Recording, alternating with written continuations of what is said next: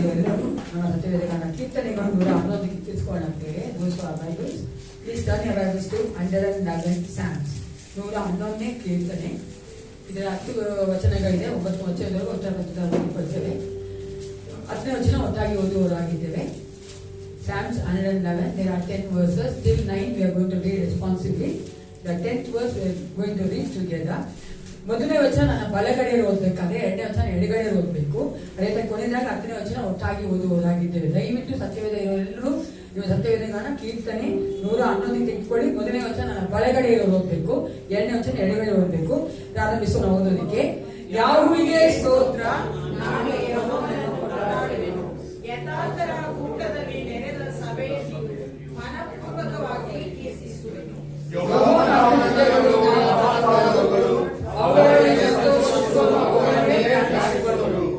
ಆತನ ಕಾರ್ಯವು ಘನಮಾನಗಳೆಲ್ಲವೂ, ಆತನ ನೀತಿಯು ಸದಾಕಾಲವೂ ಇರುವುದು. ಆತನು ತನ್ನ ಅದ್ಭುತ ಕೃತ್ಯಗಳ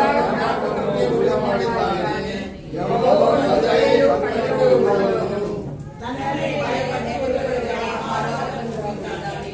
ತನ್ನ ಒಡಂಬಡಿಕೆಯನ್ನು ಯಾವಾಗಲೂ ನೆನಪಿಸಿಕೊಳ್ಳುವನು.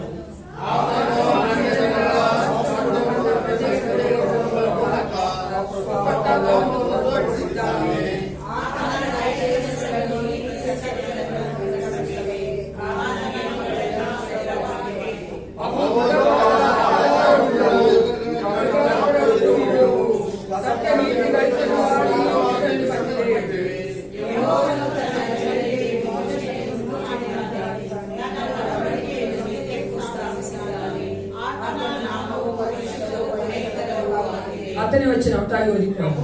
ಯೆಹೋವನ ಭಯವೇ ಜ್ಞಾನಕ್ಕೆ ಮೂಲವು, ಆತನ ಕಟ್ಟಳೆಗಳನ್ನು ನಡೆಸುವವರು ಪೂರ್ಣ ವಿವೇಕಿಗಳು, ಆತನ ಶುಚಿಯು ನಿರಂತರವಾದದ್ದು. ಹೌದು ಪ್ರಿಯರೇ, ಆತನ ನಾಮವು ಪರಿಶುದ್ಧವಾದದ್ದು, ಭಯಂಕರವಾದದ್ದು. ಹಲ್ಲೆಲೂಯಾ.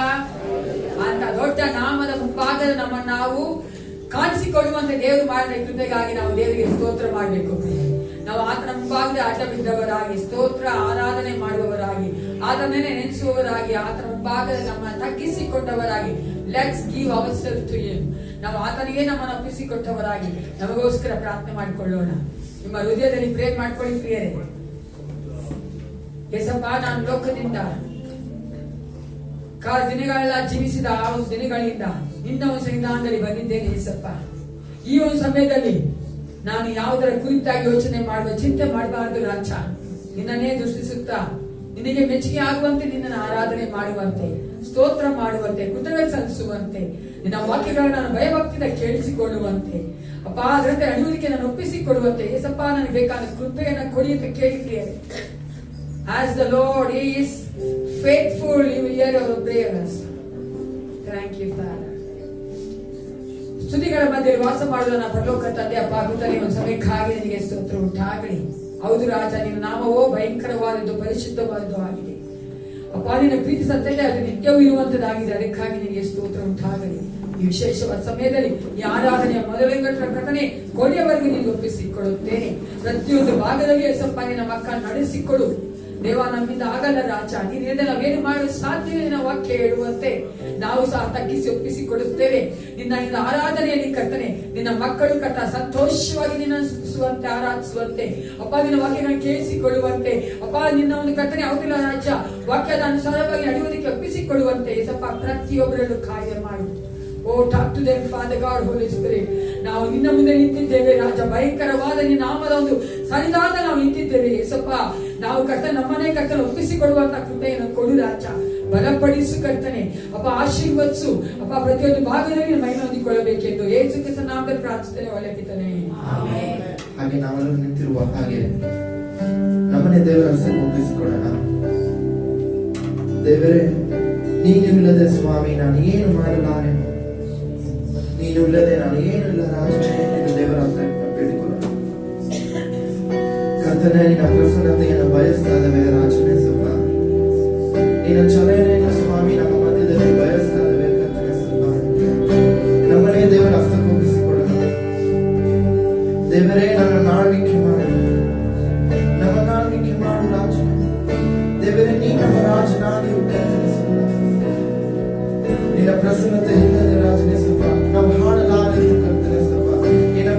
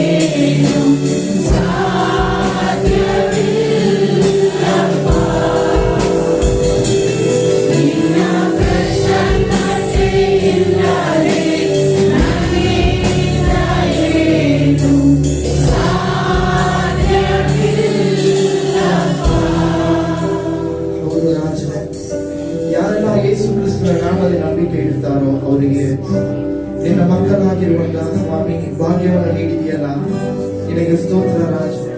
ಯಾರೆಲ್ಲ ಸ್ವಾಮಿ ನಿನ್ನ ಮಕ್ಕಳಾಗಿರುವರೋ ಅವರಲ್ಲಿ ನಿನ್ನ ಆತ್ಮವನ್ನು ಇರಿಸಿದೆಯಲ್ಲ ರಾಜನೇ. ದೇವರೇ, ನಿನ್ನ ವಾಕ್ಯವನ್ನು ನಾವು ನಂಬುತ್ತೇವೆ ರಾಜನೇ. ಸ್ವಲ್ಪ ನೀ ನಮ್ಮಲ್ಲಿ ನನ್ನಲ್ಲಿ ಸ್ವಾಮಿ ವಾಸ ಮಾಡುವಂತಹ ದೇವರಾಗಿದೆಯ ದೇವರೇ. ನಿನ್ನ ಆಳ್ವಿಕೆಗೆ ಸ್ವಾಮಿ ನಮ್ಮನ್ನು ಒಪ್ಪಿಸಿಕೊಡ್ತಾ ಇದ್ದಾರೆ ಕರ್ತನೆ. ನಿನ್ನ ನಡೆಸುವಿಕೆಗೆ ಕರ್ತನೆ ಸ್ವಲ್ಪ ನಮ್ಮನ್ನು ಒಪ್ಪಿಸಿಕೊಡ್ತಾ ಇದ್ದಾರೆ ರಾಜನೇ. ದೇವರೇ, ಈ ಕ್ಷಣ ಮಾತ್ರ ಒಳ್ಳೆಯದೇ ರಾಜನೇ. ದೇವರೇ, ನಮ್ಮ ಜೀವಮಾನವೆಲ್ಲ ರಾಜನೇ ನೀನೇ ಕರ್ತನೆ. ನಮ್ಮ ರಾಜನಾಗಿ ತಂದೆಯಾಗಿದ್ದು ನಮ್ಮನ್ನು ನಡೆಸಿಕೊಡಬೇಕೆಂದು ನಮ್ಮನೆ ಕರ್ತಕ್ಕೆ ಒಪ್ಪಿಸಿಕೊಡ್ತಾ ಇದ್ದಾರೆ ರಾಜನೇ. ಸ್ತೋತ್ರ. ನಾವೆಲ್ಲರೂ ಕುಳಿತುಕೊಂಡವರಾಗಿ ಕೀರ್ತನೆಗಾರನು 95ನೇ ಕೀರ್ತನೆಯಲ್ಲಿ ಹೇಳುವ ಹಾಗೆ, ಬನ್ನಿರಿ ಯೆಹೋವನಿಗೆ ಉತ್ಸಾಹ ಧ್ವನಿ ಕೈಯುವ, ನಮ್ಮ ರಕ್ಷಕನಾದ ಶರಣನಿಗೆ ಜಯಘೋಷ ಮಾಡೋಣ. ಕೃತಜ್ಞತಾ ಸ್ತುತಿಯೊಡನೆ ಆತನ ಸನ್ನಿಧಿಗೆ ಸೇರೋಣ. ಕೀರ್ತನೆಗಳೊಂದಿಗೆ ಆತನಿಗೆ ಜಯಘೋಷ ಮಾಡೋಣ.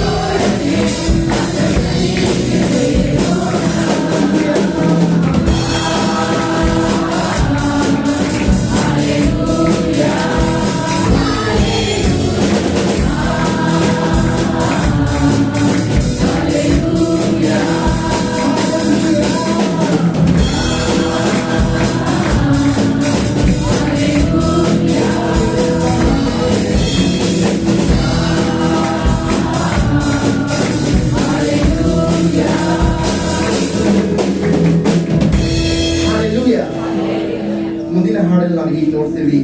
ಕೆಂಪು ಸಮುದ್ರವನ್ನು ಹೊಡೆದು ನಿನ್ನ ಜನರನ್ನು ನಡೆಸಿದೆ, ಪರಲೋಕ ಮಣ್ಣವನ್ನು ನೀಡಿ ನಿನ್ನ ಜನರನ್ನು ಪೋಷಿಸಿದೆ. ಇಂದಿಗೂ ನಮ್ಮ ದೇವರು ನಮ್ಮ ಮಧ್ಯದಲ್ಲಿ ನಮ್ಮ ಮುಂದೆ ಇರುವಂತಹ ಕೆಂಪು ಸಮುದ್ರವನ್ನು ವಿಭಾಗಿಸಲು ಶಕ್ತನಾಗಿದ್ದಾನೆ. ಆಮೆನ್. ಕರ್ತನೆ, ದೇವರಲ್ಲಿ ನಿನಗೆ ಸಮಾನ ಯಾರು? ಆಕಾಶದಲ್ಲೂ ಭೂಮಿಯಲ್ಲೂ ನಿನಗೆ ಸಮಾನ ಯಾರು ಎಂಬ ನಂಬಿಕೆಯಿಂದ ದೇವರನ್ನು ಆರಾಧಿಸುತ್ತಾ ಹೇಳೋಣ.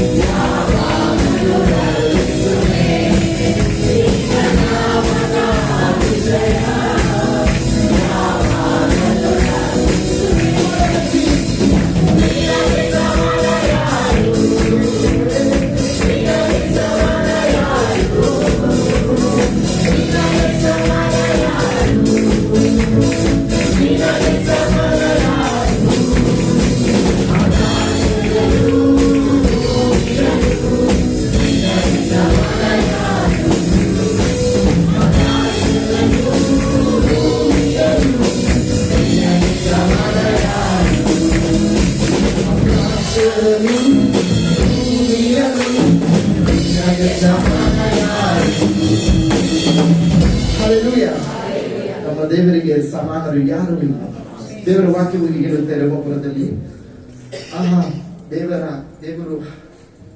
ದೇವರ ಐಶ್ವರ್ಯವೂ ಜ್ಞಾನವೂ ವಿವೇಕವೂ ಎಷ್ಟು ಅಗಾಧ, ಆತನ ತೀರ್ಮಾನಗಳು ಪರಿಶೋಧನೆಗೆ ಎಷ್ಟು ಅಗಮ್ಯ, ಆತನ ಮಾರ್ಗಗಳು ಕಂಡು ಹಿಡಿಯುವುದಕ್ಕೆ ಎಷ್ಟು ಅಸಾಧ್ಯ.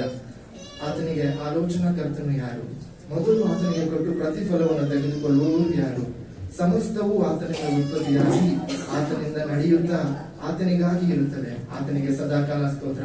ಇಂತಹ ಮಹಾದೇವರು, ಇಂತಹ ದೊಡ್ಡ ದೇವರು ಇಂದು ನಿಮ್ಮ ದೇವರಾಗಿದ್ದಾರೆ. ಹಲ್ಲೆಲೂಯಾ.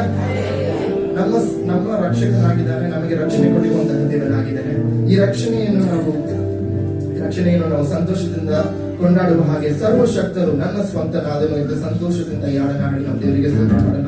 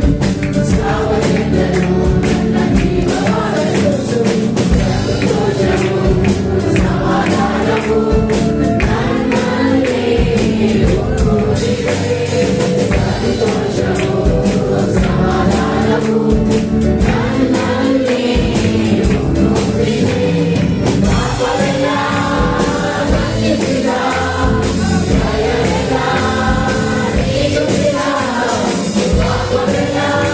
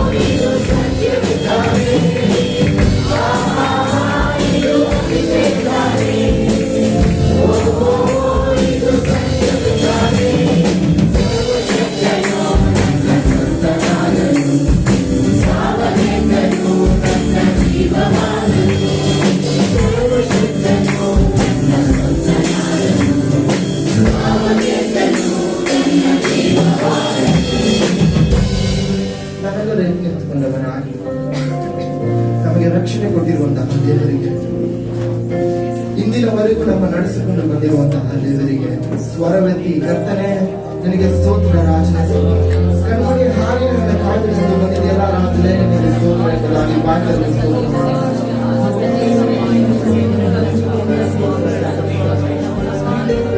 ದೇವರೇ, ನಮ್ಮ ಜೊತೆಗಾರನೇ ನಿನಗೆ ಸ್ತೋತ್ರ, ನಮ್ಮ ಸಂಗಾತಿಯೇ ನಿನಗೆ ಸ್ತೋತ್ರ ರಾಜ. ದೇವರೇ, ನೀನೊಬ್ಬನೇ ರಾಜನೇ, ನೀನೊಬ್ಬನೇ ರಾಜನೇ, ನಮಗೆ ಒಳ್ಳೆಯ ತಂದೆಯಾಗಿ ರಾಜ, ನಮ್ಮೊಳಗೆ ಕಾಯಿಂದ ವಿಮರ್ಶಿಸುವ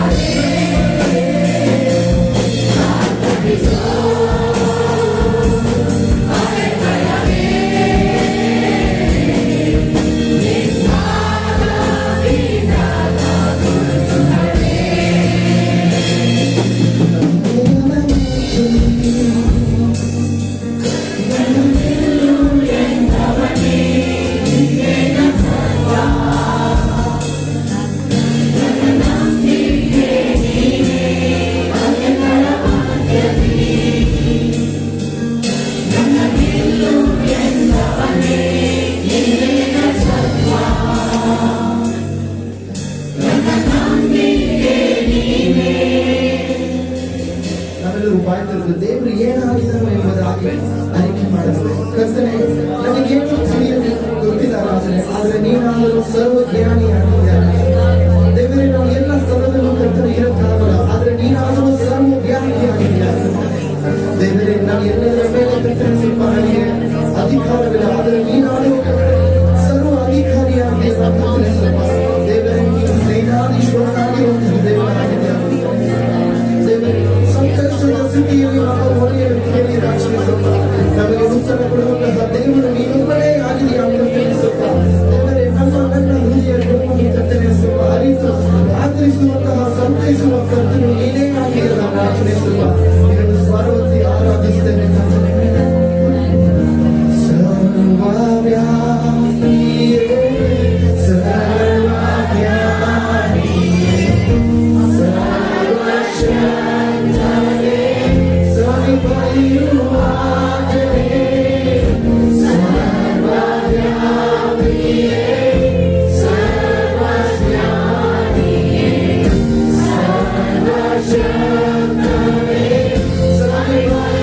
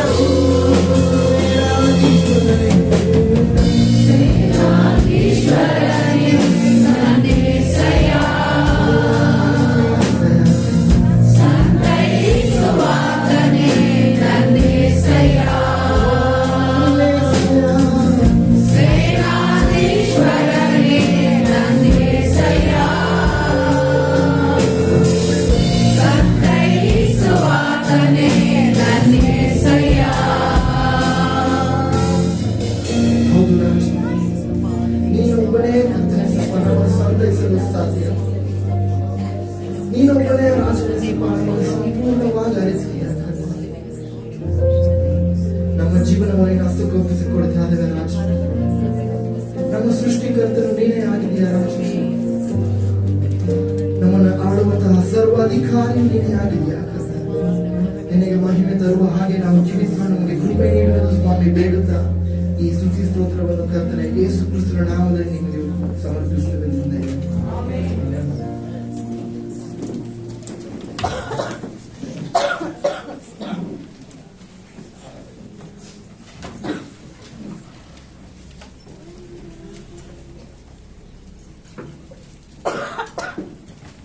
ನಾವು ನಿಂತಿರುವಂತೆ ನಮ್ಮ ಸತ್ಯವೇದಗಳನ್ನ ಎಫೆಸರು ಬರೆದ ಪತ್ರಿಕೆ 4ನೇ ಅಧ್ಯಾಯ 17ನೇ ವಚನ ತಿಳಿಸೋಣ. As we are standing, let's turn our Bibles to Ephesians chapter 4 verse 17.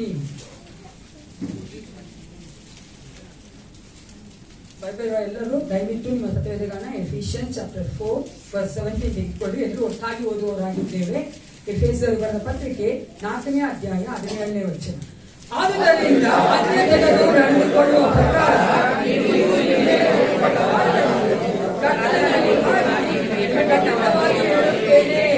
ಯೇಸು ಕ್ರಿಸ್ತನ ಮಕ್ಕಳಾಗಿ ನಡೆಯುವುದಕ್ಕೆ ದೇವರನ್ನು ಬಲ ಕೊಟ್ಟು ಅನಿಸ್ಲಿ. ದೇವರು ನಾವು ಮೈಮುಂಟಾಗಲಿ. ನೀವೆಲ್ಲರೂ ಕೂತ್ಕೊಳ್ಳಿ.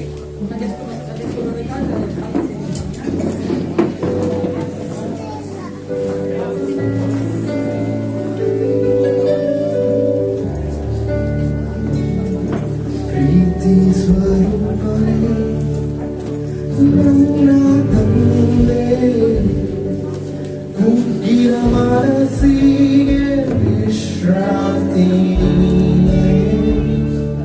ಪ್ರೀತಿ ಸ್ವರೂಪನೇ ನನ್ನ ತಂದೆ, ಕುಗ್ಗಿದ ಮನಸ್ಸಿಗೆ ವಿಶ್ರಾಂತಿ.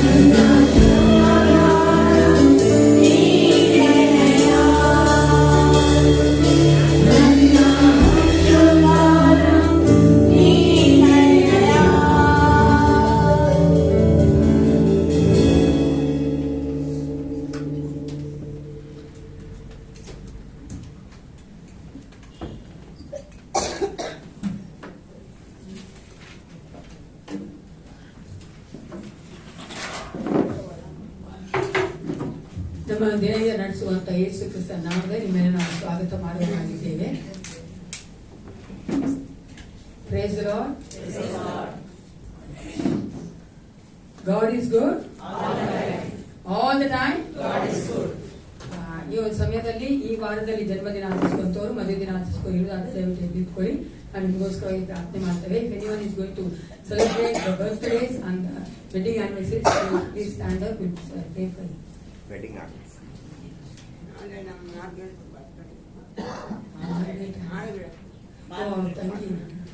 ತೆಗಿದಾನೆ ರಾಣಿರಾ ರಾಜುಗ ನೀವು ಕೂತ್ಕೊಳ್ಳಿ.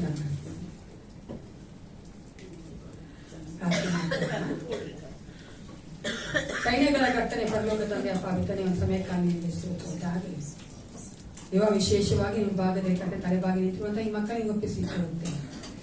ದೇವಾಯಿ ವರ್ಣ ಕರ್ತನೆ ಹೌದು ರಾಜ. ಕಳೆದ ವರ್ಷವೆಲ್ಲ ಅದ್ಭುತವಾಗಿ ನಡೆಸಿಕೊಂಡು ಬಂದಿದ್ದು ಮುಂದಿನ ವರ್ಷವೂ ಸಹ ಕರ್ತನೆ ನೀನು ಕರ್ತನೆ ಅವರೊಟ್ಟಿಗಿದ್ದು ರಾಜ. ಇಮ್ಯಾನ್ಯುಯಲ್ ಎಬಿನೇಜರ್ನಾಗಿದ್ದು ಎಲ್ಶದಾಯ್ ಆಗಿದ್ದು ಕರ್ತನೆ ಆ ಮಕ್ಕಳಿಗೆ ಬೇಕಾಂತ ಎಲ್ಲ ಕರ್ತನೆ ಹೌದು ರಾಜ ಅಗತ್ಯಗಳ ಪೂರೈಸುವಂತ ದೇವನಾಗಿದ್ದು ಅವರೊಟ್ಟಿಗೆ ಜೀವಿಸಬೇಕು ನಾನು ಬೇಡುತ್ತೇನಪ್ಪ. ವಿಶೇಷವಾಗಿ ಆ ಮಕ್ಕಳಿಗೆ ಬೇಕಂತ ನಿನ್ನ ಜ್ಞಾನ ಬಲ ಅಪ್ಪ ಹೌದು ಏಸಪ್ಪ. ಈ ಲೋಕದಲ್ಲಿ ನಿನ್ನ ಒಂದು ಕೃಪೆ ಆ ಮಕ್ಕಳಿಗೆ ಬೇಕು ನಾನು ಬೇಡುತ್ತೇನಪ್ಪ ದೇವ. ಹೌದು ರಾಜ ಕರ್ತಾದಿ ಕರ್ತನೆ ದಂಪತಿಗಳನ್ನ ಆಶೀರ್ವದಿಸು. ಇನ್ನೂ ಹೆಚ್ಚಾಗಿ ಒಬ್ಬರನ್ನು ಅರ್ಥ ಮಾಡಿಕೊಳ್ಳುವಂತ ಇಬ್ಬರಿಗೆ ಬೇಕಂತ ಒಳ್ಳೆ ಆರೋಗ್ಯ ಕೊಡು, ಬಲ ಕೊಡು ದೇವಾ. ನಿನ್ನ ಒಂದು ಮಕ್ಕಳು ರಾಜ ನಿನ್ನಲ್ಲಿ ಕರ್ತನೆ ಇನ್ನೂ ಹೆಚ್ಚಾಗಿ ಕರ್ತನೆ ಅಪ್ಪ ನೆಲೆಗೊಂಡು ನಿಲ್ಲುವಂತೆ ಕಾರ್ಯ ಮಾಡಿ ಬರ್ತಡೆಗೆ ಆಚರಿಸುವಂತ ಮಕ್ಕಳನ್ನು ಸಹ ಆಶೀರ್ವದಿಸಪ್ಪ. ನಿನ್ನ ಮಕ್ಕಳು ದೇವ ನಿನ್ನಲ್ಲಿ ಬಲಗೊಂಡು ನಿಲ್ಲುವಂತೆ ಅಪ್ಪ ನಿನ್ನ ಒಂದು ರಟನೆ ನಾಮದ ಮಹಿಮೆಗೋಸ್ಕರ ಜೀವಿಸುವಂತೆ ರಕ್ಷಣಾ ಮಾರ್ಗದಲ್ಲಿ ಬರುವಂತೆ ನೀನೇ ಮಕ್ಕಳೊಟ್ಟಿಗೆ ಕರ್ತನೆ ಮಾತನಾಡಿ ಕಾರ್ಯ ಮಾಡಬೇಕೆಂದು ನಾನು ಒಪ್ಪಿಸಿಕೊಡುತ್ತೇನೆ. ಹೌದು ರಾಜ ಒಂದು ಸಮಯದಲ್ಲಿ ಕರ್ತ ಸೇನಾಧೀಶಾದ ಪರಲೋಕ ತಂದೆಯೇ ನಿನ್ನ ಒಂದು ರಾಜ್ಯಕ್ಕಾಗಿ ನಿನ್ನ ಒಂದು ಸಭೆಗಾಗಿ ಕೊಟ್ಟಿರುವಂತಹ ಈ ಕಾಣಿಕೆಗಳ ದಶಭಾಗನ ಆಶೀರ್ವದಿಸು ದೇವ. ಹೌದು ರಾಜ ಇದು ನಿನ್ನದಾಗಿದೆ.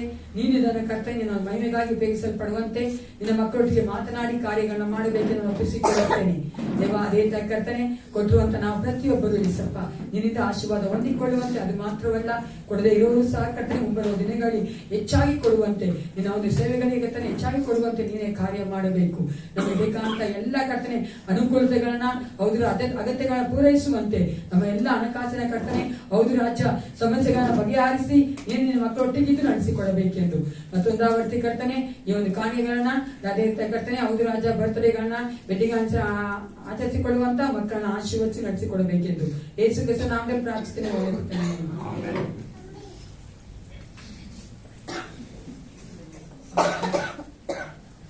ಮಗುನೇ ಆಮೇಲೆ ಅಂತ ಅರ್ಥ ಆಗ್ತದೆ. ನಾವು ಮಧ್ಯೆ ಒಂದು ಟೈಟಸ್ ಅವರು ಮುಂದೆ ಬಂದು ಅನೌನ್ಸ್ಮೆಂಟ್ ಹೋಗ್ತಾರೆ.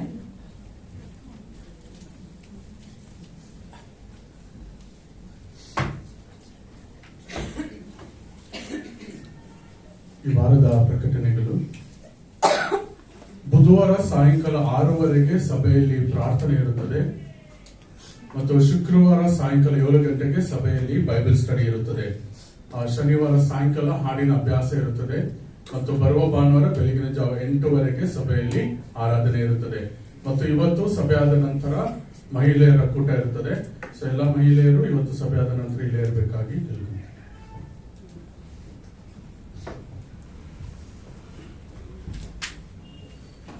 ಯೇಸು ಕ್ರಿಸ್ತನ ನಾಮಕ್ಕೆ ಸ್ತೋತ್ರ ಉಂಟಾಗಲಿ. ದೇವರು ತಾನೇ ನಮ್ಮನ್ನ ಕಳೆದ ವಾರವೆಲ್ಲ ಅದ್ಭುತವಾಗಿ ನಡೆಸಿಕೊಂಡು ಬಂದಿದ್ದಾನೆ. ನಮಗೆ ಬೇಕಾದಂತ ಒಂದು ಎಲ್ಲಾ ತರವಾದ ಸಹಾಯವನ್ನು ಒದಗಿಸಿ ಕೊಟ್ಟಿದ್ದಾನೆ. ದೇವರು ವಾಕ್ಯ ಹೇಳುವಂತೆ ಕಣ್ಣೆತ್ತಿ ನಾವು ಯಾವ ಕಡೆ ನೋಡ್ಬೇಕಂತೆ ಭೂಮಿ ಆಕಾಶ ಸೃಷ್ಟಿ ಮಾಡಿ ನಾನು ಯೇಸು ಕ್ರಿಸ್ತನ ನೋಡ್ಬೇಕಾದ್ರೆ ನಮಗೆ ಯಾವ ಕೊರತೆ ಇರದಂತೆ ದೇವರು ನಡೆಸ್ಕೊಂಡ್ ಬರ್ತಾನೆ. ಅದನ್ನು ಚೆನ್ನಾಗಿ ನಾವು ವಿಶ್ವಾಸಿಗಳಾಗಿ ಅರ್ಥ ಮಾಡ್ಕೊಳ್ಬೇಕು. ಯಾವಾಗಲೂ ಅಷ್ಟೇ ಪ್ರತಿಯೊಂದು ಕ್ಷಣವೂ ನಾವು ಯೇಸಪ್ಪನ ಮೇಲೆ ಆಧಾರಗೊಂಡವರಾಗಿ ಯೇಸಪ್ಪನೇ ನಂಬುವವರಾಗಿ ಯೇಸಪ್ಪನಲ್ಲೇ ನಾವು ನಮ್ಮ ಜೀವಿತವನ್ನು ಕಟ್ಟಿಕೊಳ್ಳೋದಕ್ಕೆ ಒಪ್ಪಿಸಿಕೊಳ್ಬೇಕು. ಯೇಸಪ್ಪ ಹೇಳಿದ್ರೆ ನಮ್ಮ ಜೀವಿತದಲ್ಲಿ ಯಾವುದು ಒಳ್ಳೇದಾಗೋದಿಲ್ಲ.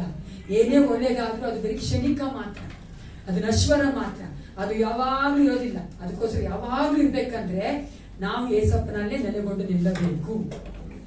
ಯಾರೆಲ್ಲ ಯೇಸಪ್ಪ ನೆಲೆಗೊಳ್ಳಕ್ಕೆ ಇಷ್ಟಪಡ್ತೀರಿ ಅಲ್ವಾ? ನಾವು ಯೇಸಪ್ಪ ಮಕ್ಕಳಾಗಿದ್ದೀವಿ, ಆತನಲ್ಲೇ ಜೀವಿಸ್ಬೇಕು. ಈಗ ನಾವು ವಾಕ್ಯ ಭಾಗಕ್ಕೆ ಹೋಗ್ತಾ ಇದ್ದೇವೆ. ನಮ್ಮ ಮಧ್ಯೆ ಇರುವಂತಹ ಪಾಸ್ಟರ್ ಗಿರೀಶ್ ಅವರು ಮುಂದೆ ಬಂದು ವಾಕ್ಯ ಕೊಡ್ಬೇಕಂತ ಕೇಳ್ಕೊಳ್ತೇವೆ. ಎಲ್ಲರೂ ಚಪಾತಿ ತಟ್ಟಿ ಆತನ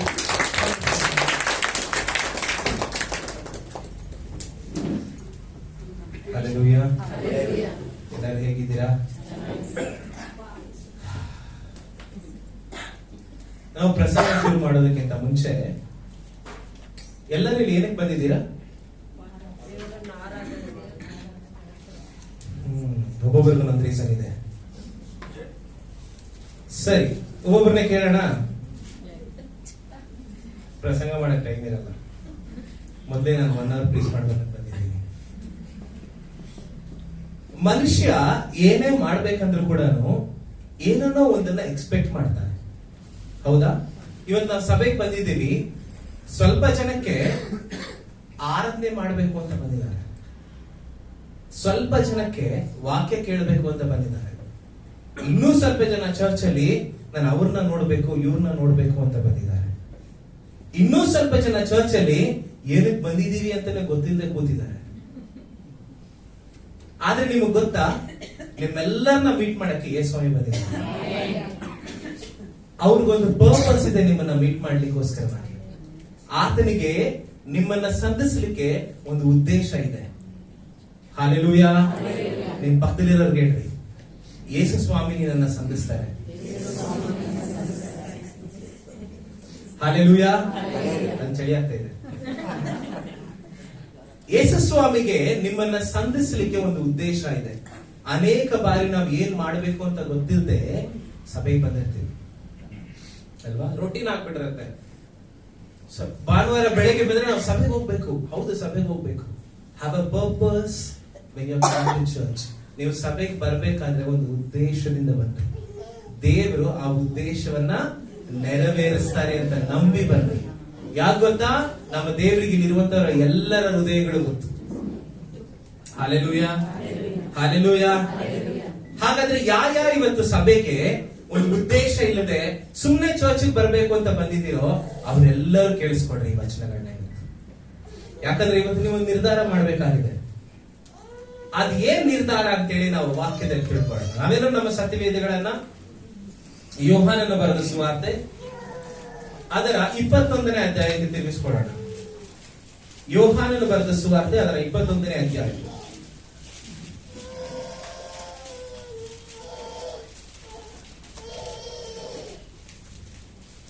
ತಗೊಂಡ್ರ ಎಲ್ಲರೂ?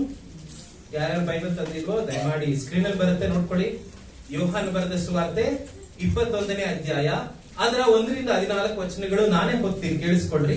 ಅದರ 1ರಿಂದ 14 ವಚನಗಳು. Gospel according to John chapter 21 verses from 1 to 14. ತರುವಾಯ ಯೇಸು ತಿಬೇರಿಯ ಸಮುದ್ರದ ಬಳಿಯಲ್ಲಿ ಶಿಷ್ಯರಿಗೆ ತಿರುಗಿ ತನ್ನನ್ನು ತೋರಿಸಿಕೊಂಡನು. ತನ್ನನ್ನು ತೋರಿಸಿಕೊಂಡ ರೀತಿ ಯಾವುದೆಂದರೆ, ಸೀಮೋನ ಪೇತ್ರನು, ದಿದಿಮನೆಂಬ ತೋಮನು, ಗಲಿಲಾಯದ ಕಾನಾ ಊರಿನ ನತಾನಿಯೇಲನು, ಜೆಬೆದಾಯನ ಕುಮಾರರು, ಆತನ ಶಿಷ್ಯರಲ್ಲಿ ಇನ್ನಿಬ್ಬರು ಕೂಡಿದ್ದರು. ಅವರಿಗೆ ಸೀಮೋನ ಪೇತ್ರನು, ನಾನು ಮೀನು ಹಿಡಿಯುವುದಕ್ಕೆ ಹೋಗುತ್ತೇನೆಂದು ಹೇಳಲು ಅವರು ನಾವು ನಿನ್ನ ಸಂಗಡ ಬರುತ್ತೇವೆ ಅಂದರು. ಅವರು ಹೊರಟು ದೋಣಿಯನ್ನು ಹತ್ತಿದರು. ಆದರೆ ಆ ರಾತ್ರಿ ಒಂದು ಮೀನು ಸಿಕ್ಕಲಿಲ್ಲ. ಬೆಳಗಾಗುವಾಗ ಯೇಸು ದಡದಲ್ಲಿ ನಿಂತಿದ್ದರು. ಆದಾಗ್ಯೂ ಶಿಷ್ಯರು ಆತನನ್ನು ಯೇಸು ಎಂದು ತಿಳಿಯಲಿಲ್ಲ. ಆಗ ಯೇಸು ಅವರನ್ನು, ಮಕ್ಕಳಿರ, ಊಟಕ್ಕೆ ನಿಮಗೆ ಏನು ಇಲ್ಲವೇ ಎಂದು ಕೇಳಲು ಅವರು ಇಲ್ಲವೆಂದು ಉತ್ತರ ಕೊಟ್ಟರು. ಆತನು ಅವರಿಗೆ, ನೀವು ದೋಣಿಯ ಬಲಗಡಿಯಲ್ಲಿ ಬಲೆ ಬೀಸಿದರೆ ಸಿಕ್ಕುವುದು ಎಂದು ಹೇಳಿದನು. ಅವರು ಹಾಗೆ ಬೀಸಿದಾಗ ಮೀನುಗಳು ಬಹಳ ಹೆಚ್ಚಾಗಿ ಸಿಕ್ಕಿದ್ದರಿಂದ ಬಲೆಯನ್ನು ಎಳೆಯುವುದಕ್ಕೆ ಆಗದೆ ಹೋಯಿತು. ಆಗ ಯೇಸುವಿಗೆ ಪ್ರಿಯನಾಗಿದ್ದ ಶಿಷ್ಯನು ಪೇತ್ರನಿಗೆ, ಅವರು ಸ್ವಾಮಿಯವರು ಎಂದು ಹೇಳಿದನು. ಸ್ವಾಮಿಯವರೆಂದು ಸೀಮೋನನು ಪೇತ್ರನು ಕೇಳಿ ಮೈ ಮೇಲೆ ಬಟ್ಟೆ ಇಲ್ಲದವನಾಗಿದ್ದರಿಂದ ಒಲ್ಲಿಯನ್ನ ಸುತ್ತುಕೊಂಡು ಸಮುದ್ರದಲ್ಲಿ ಧುಮುಕಿದನು.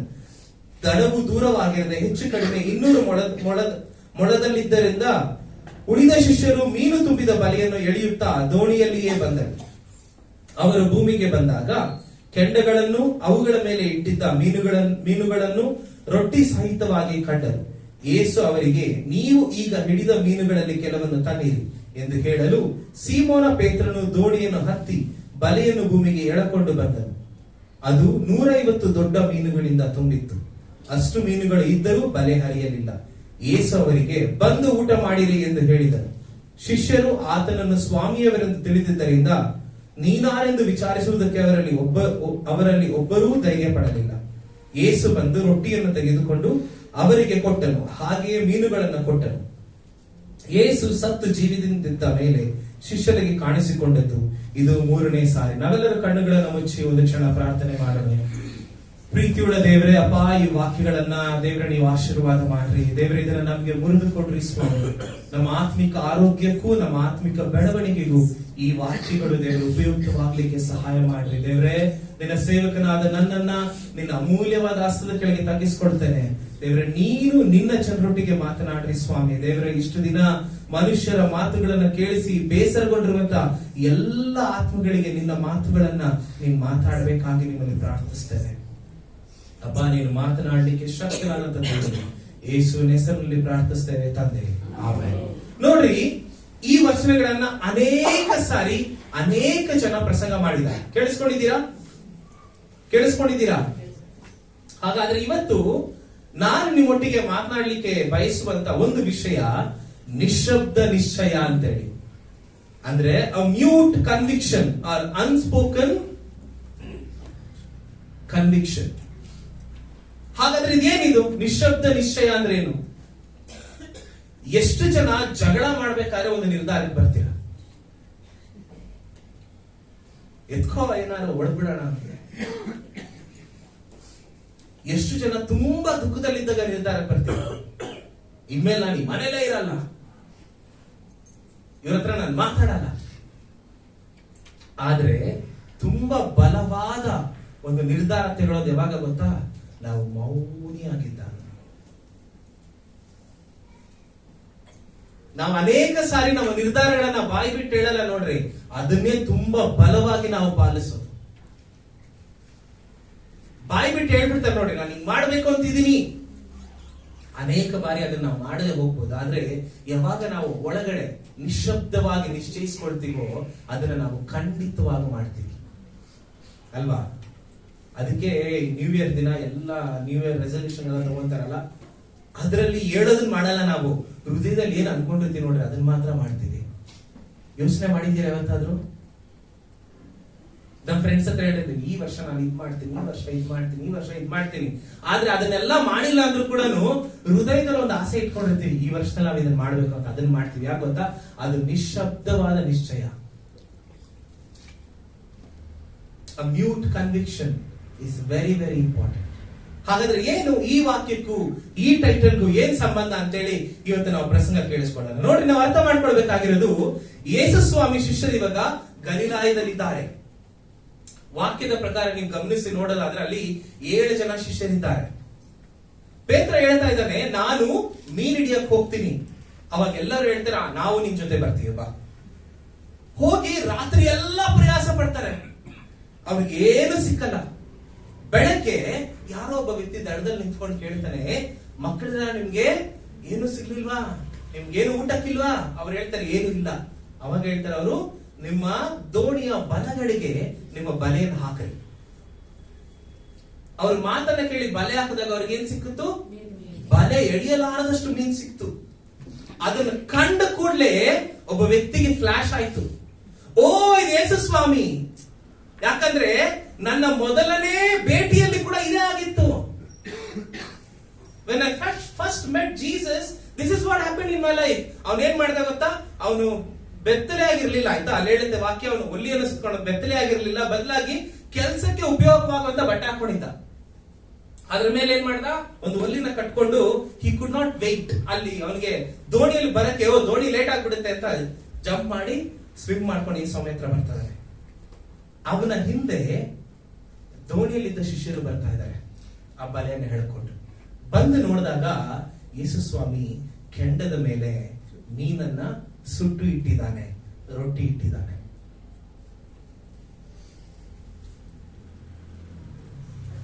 ಅದಾದ್ಮೇಲೆ ಯೇಸು ಸ್ವಾಮಿ ಏನ್ ಮಾಡಿದ್ರು? ಅವ್ರನ್ನ ಕರೆದು ಅವರಿಗೆ, ಮಕ್ಕಳಿರ ತಗೊಳ್ರಿ, take this bread, take this fish, ತಗೊಳ್ರಿ, ರೊಟ್ಟಿ ತಗೊಳ್ರಿ, ರೊಟ್ಟಿ ತಿನ್ರಿ ಅಂತ ಕೊಟ್ಟು.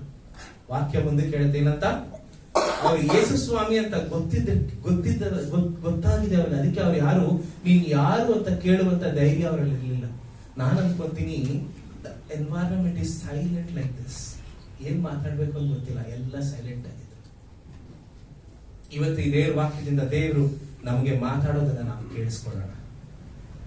ಅನೇಕ ಸಮಯಗಳಲ್ಲಿ ಮೌನದಲ್ಲಿ ಕೇಳಿಸ್ಕೊಳ್ಳುವಂತ ಮಾತು ತುಂಬಾ ಬಲಶಾಲಿ ಆಗಿರುತ್ತೆ. Hallelujah, hallelujah.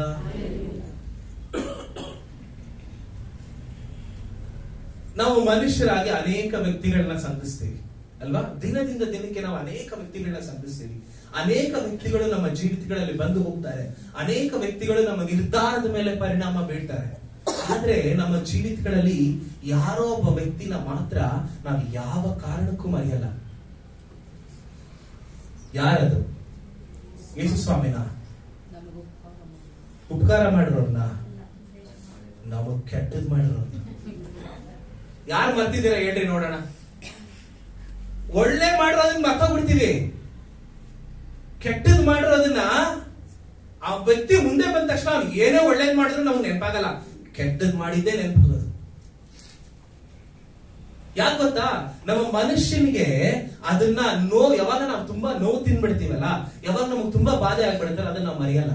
ಸಂತೋಷ ಮರ್ತೋಗ್ಬಿಡ್ತೀವಿ, ನೋವನ್ನ ಮರೆಯಲ್ಲ. ಯಾಕೆ ಗೊತ್ತಾ? ಆ ವ್ಯಕ್ತಿ ನಿಮಗೆ ಒಂದು ನೋವನ್ನ ಕೊಟ್ಟೋಗಿದ್ದಾನೆ. ಅದೇ ತರ ಇನ್ನೊಂದು ವ್ಯಕ್ತಿನ ನಾವು ನೆನ್ಪಿಟ್ಕೊಳ್ತೀವಿ. ಯಾರನ್ನ ಗೊತ್ತಾ? ನಮ್ಮ ಜೀವಿತವನ್ನ ಬದಲಾಯಿಸಿದಂತ ವ್ಯಕ್ತಿ. ನಾನು ಯೇಸು ಸ್ವಾಮಿ ಬಗ್ಗೆ ಮಾತಾಡ್ತಾ ಇಲ್ಲ. ಮೇ ಬಿ ನೀವು ಒಬ್ಬ ಸುವಾರ್ಥ ಸಾರದಂತ ವ್ಯಕ್ತಿನ ನೀವು ಮರ್ತಿದ್ದೀರಾ. ಒಂದು ದಿನ ನಿಮ್ಮೊಟ್ಟಿಗೆ ಕೂತ್ಕೊಂಡು ನಿಮಗೆ ತುಂಬಾ ದುಃಖದಲ್ಲಿದ್ದಾಗ ನಿಮ್ಮನ್ನ ಸಂತೈಸಿದಂತ ವ್ಯಕ್ತಿನ ನಾವು ಮರ್ತಿದೀವಾ? ಯಾರೋ ಒಬ್ಬ ವ್ಯಕ್ತಿ ತನ್ನ ಜೀವಿತವನ್ನ ಸಂಪೂರ್ಣವಾಗಿ ನಮಗೋಸ್ಕರ ದಾರಿ ಎಳೆದು ಯೇಸು ಸ್ವಾಮಿ ಬೆಳಗ್ಗೆ ನಮ್ಮನ್ನ ಕರ್ಕೊಂಡು ಬಂದಿದ್ದಾನಲ್ಲ, ಆ ವ್ಯಕ್ತಿನ ನಾವು ಮರ್ತಿದೀವಾ ಇವತ್ತು? ಹಾಗಾದ್ರೆ ಎರಡು ತರದ ವ್ಯಕ್ತಿಗಳನ್ನ ನಾವು ಯಾವತ್ತೂ ಮರೆಯಲ್ಲ. ಒಂದು ನಮ್ಗೆ ತುಂಬಾ ಕೆಟ್ಟ ಮಾಡಿದವ್ರನ್ನ, ಇನ್ನೊಂದು ನಮ್ಮನ್ನ ಸರಿದಾರಿಗೆ ನಡೆಸಿದವ್ರನ್ನ. ಮನುಷ್ಯ ಒಬ್ಬ ವ್ಯಕ್ತಿ ಮೇಲೆ ಆಧಾರಗೊಂಡಿರ್ತಾನೆ. ಗಂಡ ಹೆಂಡತಿ ಮೇಲೆ, ಹೆಂಡತಿ ಮಕ್ಕಳ ಮೇಲೆ, ಮಕ್ಕಳ ಅಪ್ಪ ಅಮ್ಮ ಮೇಲೆ, ಅಣ್ಣ ತಮ್ಮನ ಮೇಲೆ, ತಮ್ಮ ಅಣ್ಣನ ಮೇಲೆ, ಸಭಿಕರು ಸಭೆಯವರ ಮೇಲೆ, ಸಭೆ ಸಭಿಕರ ಮೇಲೆ, ವಿಶ್ವಾಸಿಗಳು ಸಹಪಾಲಕರ ಮೇಲೆ, ಸಹಪಾಲಕರು ವಿಶ್ವಾಸಿಗಳ ಮೇಲೆ, ನಾವೆಲ್ಲರೂ ಒಬ್ಬರ ಮೇಲೆ ಒಬ್ಬರು ಆಧಾರಗೊಂಡಿರ್ತೀವಿ. ಯೋಚನೆ ಮಾಡಿ ನೋಡ್ರಿ, ಒಂದು ಕ್ಷಣ ದೇವರು ಅಂತ ಒಂದು ಪ್ರಾಮುಖ್ಯವಾದ ವ್ಯಕ್ತಿನ ನಿಮ್ಮ ಮಧ್ಯದಿಂದ ತೆಗೆದು ಬಿಟ್ರೆ, ವಾಟ್ ಈಸ್ ಯುವರ್ ಕಂಡೀಷನ್? ಗಾಜು ಹೊಡೆದೋದ ಹಾಗೆ ನಮ್ಮ ಹೃದಯ ಹೊಡೆದೋಗುತ್ತೆ. ವಿ ಆರ್ ಶಾಟರ್ಡ್ ಅಲ್ವಾ? ಇಲ್ಲಿ ಪೇತ್ರನಿಗಾಗಿರೋ ಅದೇ ಪರಿಸ್ಥಿತಿ. ಅದಕ್ಕೆ ಮೊದಲನೇ ಒಂದು ಪಾಯಿಂಟ್ ಏನಂದ್ರೆ ಅನಿಶ್ಚಿತ ಕಾಲ, ದಿ ಅನ್ಸರ್ಟನ್ ಟೈಮ್ಸ್. ಪ್ರತಿಯೊಬ್ಬರ ಜೀವನದಲ್ಲಿ ಇದಾಗಿದೆಯಾ? ಯಾವುದೋ ಒಂದು ಪರಿಸ್ಥಿತಿ ನಮ್ಗೆ ಅನ್ಸರ್ಟನಿಟಿ ಕರ್ಕೊಂಡ್ ಬಂದ್ಬಿಡುತ್ತೆ. ನಮ್ಗೆ ಏನ್ ಮಾಡ್ಬೇಕು ಅಂತ ಗೊತ್ತಿಲ್ಲ, ಯಾರನ್ನ ಮಾತಾಡಿಸ್ಬೇಕು ಅಂತ ಗೊತ್ತಿಲ್ಲ, ಏನು ಕಾರ್ಯ ಮಾಡಬೇಕು, ಮುಂದಿನ ಹೆಜ್ಜೆ ಏನು ಅಂತ ನಮಗೆ ಗೊತ್ತಿಲ್ಲ. ನಮ್ಮ ಮುಂದೆ ಎಲ್ಲ ಬ್ಲಾಂಕ್ ಆಗಿದೆ. ಅನಿಶ್ಚಿತವಾದ ಕಾಲ, ದಿ ಅನ್ಸರ್ಟನ್ ಟೈಮ್ಸ್. ಇವತ್ತು ನಮ್ಮ ಜೀವಿತದಲ್ಲಿ ಆ ರೀತಿಯಾದ ಸಮಯಗಳ ಬಂದಾಗ ನಾವೇನ್ ಮಾಡ್ತೀವಿ ನೋಡ್ರಿ. ಅದನ್ನೇ ನಾವು 1ರಿಂದ 3ನೇ ವಚನದಲ್ಲಿ ನೋಡ್ತೇವೆ. ಏನಂತ? 3ನೇ ವಚನ, ನಾನು ಮೀನು ಹಿಡಿಯುವುದಕ್ಕೆ ಹೋಗುತ್ತೇನೆ. ಯಾವುದೇ ನಿರ್ಧಾರಗಳನ್ನ ತೆಗೆದುಕೊಳ್ಳಿಕ್ಕೆ ನಮ್ಮಲ್ಲಿ ಶಕ್ತಿ ಇರಲ್ಲ. ಯಾವ ವ್ಯಕ್ತಿನೂ ಕೂಡ ನಾವು ಕೇಳಲಿಕ್ಕೆ ಆಗಲ್ಲ. ಈಗ ಒಂದು ಪ್ರಾಬ್ಲಮ್ ಸ್ಟಾರ್ಟ್ ಆಗಿದೆ, ಯಾರ ಹತ್ರನೂ ಸಹಾಯ ಕೇಳಕ್ ಆಗಲ್ಲ ನಮ್ಮ ಕೈಯಲ್ಲಿ. ಮೊದಲನೇ ವಿಷಯ ಯಾಕೆ ಅಂದ್ರೆ ಸಹಾಯ ಮಾಡುವಂತ ವ್ಯಕ್ತಿಗಳು ಕಮ್ಮಿ ಆಗಿದ್ದಾರೆ, ಸ್ವಾರ್ಥಿಗಳು ಜಾಸ್ತಿ ಆಗಿದ್ದಾರೆ.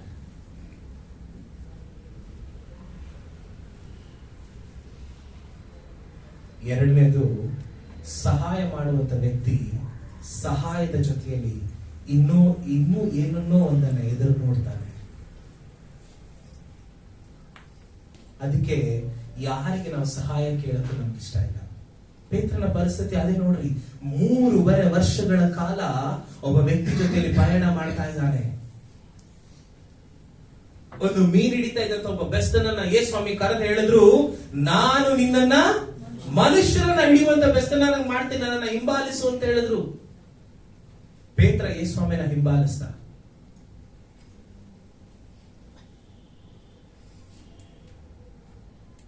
ಅವರ ಅಭ್ಯಾಸ ಬದಲಾಯಿತು, ಅವರ ಕೆಲಸಗಳು ಬದಲಾಯಿತು, ಅವರ ಜೀವಿಸುವಂತ ರೀತಿ ಬದಲಾಯಿತು, ಅವರ ಸ್ಥಿತಿಗತಿಗಳು ಬದಲಾಯಿತು, ಅವರು ಮಾತಾಡಿದಂತ ಮಾತು ಬದಲಾಯಿತು. ಆಲ್ ಆಫ್ ಎ ಸಡನ್ ಇವರಿಗೆ ಗುರುತಾಗಿದ್ದಂತ ಯೇಸು ಸ್ವಾಮಿ ಶಿಲುಬೆ ಮೇಲೆ ಸತ್ತೋಗಿದ್ದಾನೆ. ಆತನನ್ನ ಸಮಾಧಿಯಲ್ಲಿ ಇಟ್ಟಿದ್ದಾರೆ. ಅವರ ಗುರುತು ಇಲ್ದಂಗಾಯ್ತು, ಅವರ ಬಲ ಇಲ್ದಂಗಾಯ್ತು, ಅವರ ನಾಯಕ ಇಲ್ದಂಗಾದ, ಅವರ ನಂಬಿಕೆ ಇಲ್ಲ, ಅವರ ಆಧಾರ ಇಲ್ಲ, ಅವರ ಜೀವನದ ಗಮ್ಯ ಕಾಣಿಸ್ತಾ ಇಲ್ಲ. ಕುಂದು ಹೋದಂತ ಪರಿಸ್ಥಿತಿ. ಇವಾಗ ನಾವು ಯಾರನ್ನ ಹಿಂಬಾಲಿಸಬೇಕು, ನಾವು ಏನ್ ಮಾಡಬೇಕು? Uncertain times. ಅವ್ರಿಗೆ ಏನ್ ಮಾಡ್ಬೇಕು ಅಂತ ಗೊತ್ತಿಲ್ಲದಂತ ಪರಿಸ್ಥಿತಿ. ಇವತ್ತು ನಾವಿಲ್ಲಿ ಕುಳಿತಿರುವಂತ ಅನೇಕ ಜನರ ಹೃದಯಗಳಲ್ಲಿ ಈ ರೀತಿಯಾದ ಪರಿಸ್ಥಿತಿ ನಿಮ್ಗಿರ್ಬೋದು. ಇದನ್ನ ನಾವು ಹೊರಗಡೆ ಹೇಳಲಿಕ್ಕಾಗಲ್ಲ, ಒಳಗಡೆನೇ ನೋವು ಅನುಭವಿಸ್ತಾ ಇರ್ತೀವಿ ನಾವು. The uncertain times. ನಾನು ಅನ್ಕೊಂಡಿದ್ದಂತ ಕಾರ್ಯ ಆಗ್ತಾ ಇಲ್ಲ. ಪೇತ್ರನ ಜೀವನದಲ್ಲಿ ಅವನಿಗೆ ಯೇಸು ಸ್ವಾಮಿನ ಬಿಟ್ಟು ಬೇರೆ ಯಾರು ಇಲ್ಲ. ಯೋಚನೆ ಮಾಡಿ ನೋಡ್ರಿ ಅವನ ಪರಿಸ್ಥಿತಿ ಹೇಗಾಗಿಬೇಡ.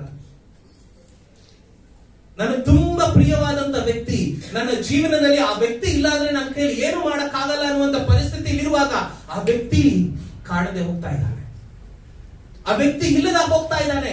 ನಾಳೆ ಆ ವ್ಯಕ್ತಿ ನಮಗೆ ಕಾಣಿಸ್ತಾನೆ ಇಲ್ವೋ ನಮಗೆ ಗೊತ್ತಿಲ್ಲ. Uncertain times. ಆ ಸಮಯದಲ್ಲಿ ನೀವು ಯಾವ ರೀತಿಯಾದ ನಿರ್ಧಾರ ತೆಗೆದುಕೊಳ್ತೀರಾ? ಪೇತ್ರನು ಹೇಳ್ತಾ ಇದ್ದಾನೆ, ನಾನು ಮೀನು ಹಿಡಿಯಕ್ಕೆ ಹೋಗ್ತೀನಿ. ಇವತ್ತು ಲೋಕದಲ್ಲಿ ಜನ ನಿರ್ಧಾರಗಳನ್ನ, ತುಂಬಾ ತಪ್ಪು ನಿರ್ಧಾರಗಳನ್ನು ತೆಗೆದುಕೊಂಡಿದ್ರಿಂದಾನೆ ಅವರ ಜೀವಿತಗಳಲ್ಲಿ ಅವರು ಅನುಭವಿಸಬೇಕಾದಂತ ಸಂತೋಷವನ್ನ ಕಳ್ಕೊಂಡಿದ್ದಾರೆ.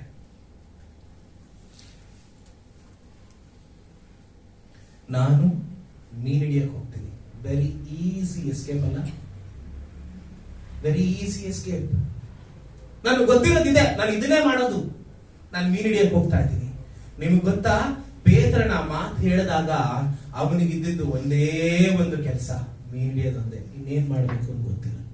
ಇವತ್ತು ನಿಮ್ಮ ಜೀವಿತಗಳಲ್ಲಿ ನೀವು ಏನ್ ಮಾಡ್ಬೇಕು ಅಂತ ಗೊತ್ತಿಲ್ಲದೆ ಒಂದೇ ಒಂದು ಕಾರ್ಯ ತಲೆಗೆ ಬರ್ತಾ ಇದ್ರೆ ಅದನ್ನ ನಿಲ್ಲಿಸಿ. ಮೊನ್ನೆ ಕೂತ್ಕೊಂಡು ನಾನೊಂದು ಆರ್ಟಿಕಲ್ ಓದ್ತಾ ಇದ್ದೆ. ನಾನು ಕೆಲಸ ಮಾಡೋ ಸ್ಕೂಲಲ್ಲಿ 12th ಸ್ಟ್ಯಾಂಡರ್ಡ್ ಒಂದು ಹುಡುಗ ಬರೆದಿರುವಂತ article. Every time when you face uncertainty, suicide will come into existence. ಯಾವಾಗೆಲ್ಲ ನಮ್ಮ ಜೀವಿತಗಳಲ್ಲಿ ಅನಿರೀಕ್ಷಿತವಾದ ಕಾರ್ಯಗಳು ಜರುಗುತ್ತೋ, ನಿರೀಕ್ಷೆ ಇಲ್ದಂಗಾಗುತ್ತೋ, ಅವಾಗ ನಮ್ಮ ಮನಸ್ಸಿಗೆ ಬರೋದು ನಮ್ಮ ಜೀವಿತವನ್ನ ನಾವು ಮುಗಿಸ್ಬಿಡೋಣ. ಇನ್ಯಾರಿದ್ದಾರೆ ನನ್ನನ್ನು ಪ್ರೀತಿ ಮಾಡ್ಲಿಕ್ಕೆ? ಇನ್ಯಾರಿದ್ದಾರೆ ನನ್ನನ್ನು ಅರ್ಥ ಮಾಡ್ಕೊಳ್ಳಿಕ್ಕೆ? ಪೇತ್ರನಿಗೆ ಅದೇ ಪರಿಸ್ಥಿತಿ. ಯೇಸು ಸ್ವಾಮಿ ಹಾಗೆ ನನ್ನನ್ನು ಅರ್ಥ ಮಾಡ್ಕೊಳ್ಳೋರು ಯಾರಿದ್ದಾರೆ? ಯೇಸು ಸ್ವಾಮಿ ಹಾಗೆ ನನ್ನನ್ನು ನಡೆಸೋರು ಯಾರಿದ್ದಾರೆ? ಯೇಸು ಸ್ವಾಮಿ ಹಾಗೆ ನಮ್ಮನ್ನ ಪೋಷಿಸೋರು ಯಾರಿದ್ದಾರೆ? ಯೇಸು ಸ್ವಾಮಿ ಹಾಗೆ ನಮ್ಮನ್ನ ಸರಿ ಮಾಡೋರು ಯಾರಿದ್ದಾರೆ? ನನಗೆ ಇನ್ನು ನಿರೀಕ್ಷೆ ಇಲ್ದಂಗಾಯ್ತು. ನಾನೇನ್ ಮಾಡ್ತೀನಿ? ಮೀನಿಗೆ ಹೋಗ್ತೀನಿ, ಹಿಂದಿನ ಸ್ಥಿತಿಗೆ ಮತ್ತೆ ಹೋಗ್ತೀನಿ. Is going to the square one again. ನಾನು ಕೊನೆ ಬಾರಿ ಪ್ರಸಂಗ ಮಾಡಿದಾಗ ನಿಮಗೆ ನಾನು ಪ್ರಸಂಗ ಮಾಡಿದ್ದು, ಯೇಸು ಸ್ವಾಮಿ ಪೇತ್ರನನ್ನ ಮೊದಲ ಬಾರಿ ಸಂಧಿಸಿದ್ರು. ಅವಾಗ್ಲೂ ಸಹ he was zero, ಇವಾಗ್ಲೂ ಸಹ he is zero. ಅನೇಕ ಬಾರಿ ನಮ್ಮ ಜೀವಿತಗಳಲ್ಲಿ ಆಗುತ್ತಲ್ಲ, ನಾವು ಏನೋ ಮಾಡಬೇಕು ಅಂತ ಪ್ರಯಾಸ ಪಡ್ತೀವಿ, ಏನೋ ಒಂದು ಹೆಜ್ಜೆ ಇಡ್ತೀವಿ, ಏನೋ ಮಾಡಬೇಕು ಅಂತ ಹೋದಾಗ ಕೊನೆಯಲ್ಲಿ ತಿರ್ಗಾ ಬಂದು ಅದೇ ಸೊನ್ನೆಯಲ್ಲಿ ನಾವು ನಿಂತ್ಕೊಂಡಾಗ ನಮ್ಮ ಪರಿಸ್ಥಿತಿ ಏನಾಗುತ್ತೆ, ನಮ್ಮ ಮನಸ್ಥಿತಿ ಏನಾಗುತ್ತೆ? ಯೇಸು ಸ್ವಾಮಿ ನಮಗೋಸ್ಕರ ಇದ್ದಾನೆ. ಲೋಕದಲ್ಲಿ ಜನ ನಿನ್ನ ಮೋಸ ಮಾಡಬಹುದು, ಲೋಕದಲ್ಲಿರುವಂತ ವ್ಯಕ್ತಿಗಳು ನಿನ್ನನ್ನು ಬಿಟ್ಟು ಹೋಗ್ಬೋದು, ನಿನ್ನನ್ನ ಮಧ್ಯ ದಾರಿಯಲ್ಲಿ ಬಿಟ್ಟು ಹೋಗ್ಬೋದು, ಮಧ್ಯ ನೀರಲ್ಲಿ ಬಿಟ್ಟು ಹೋಗ್ಬೋದು. Don't ever forget that Jesus is there for you always.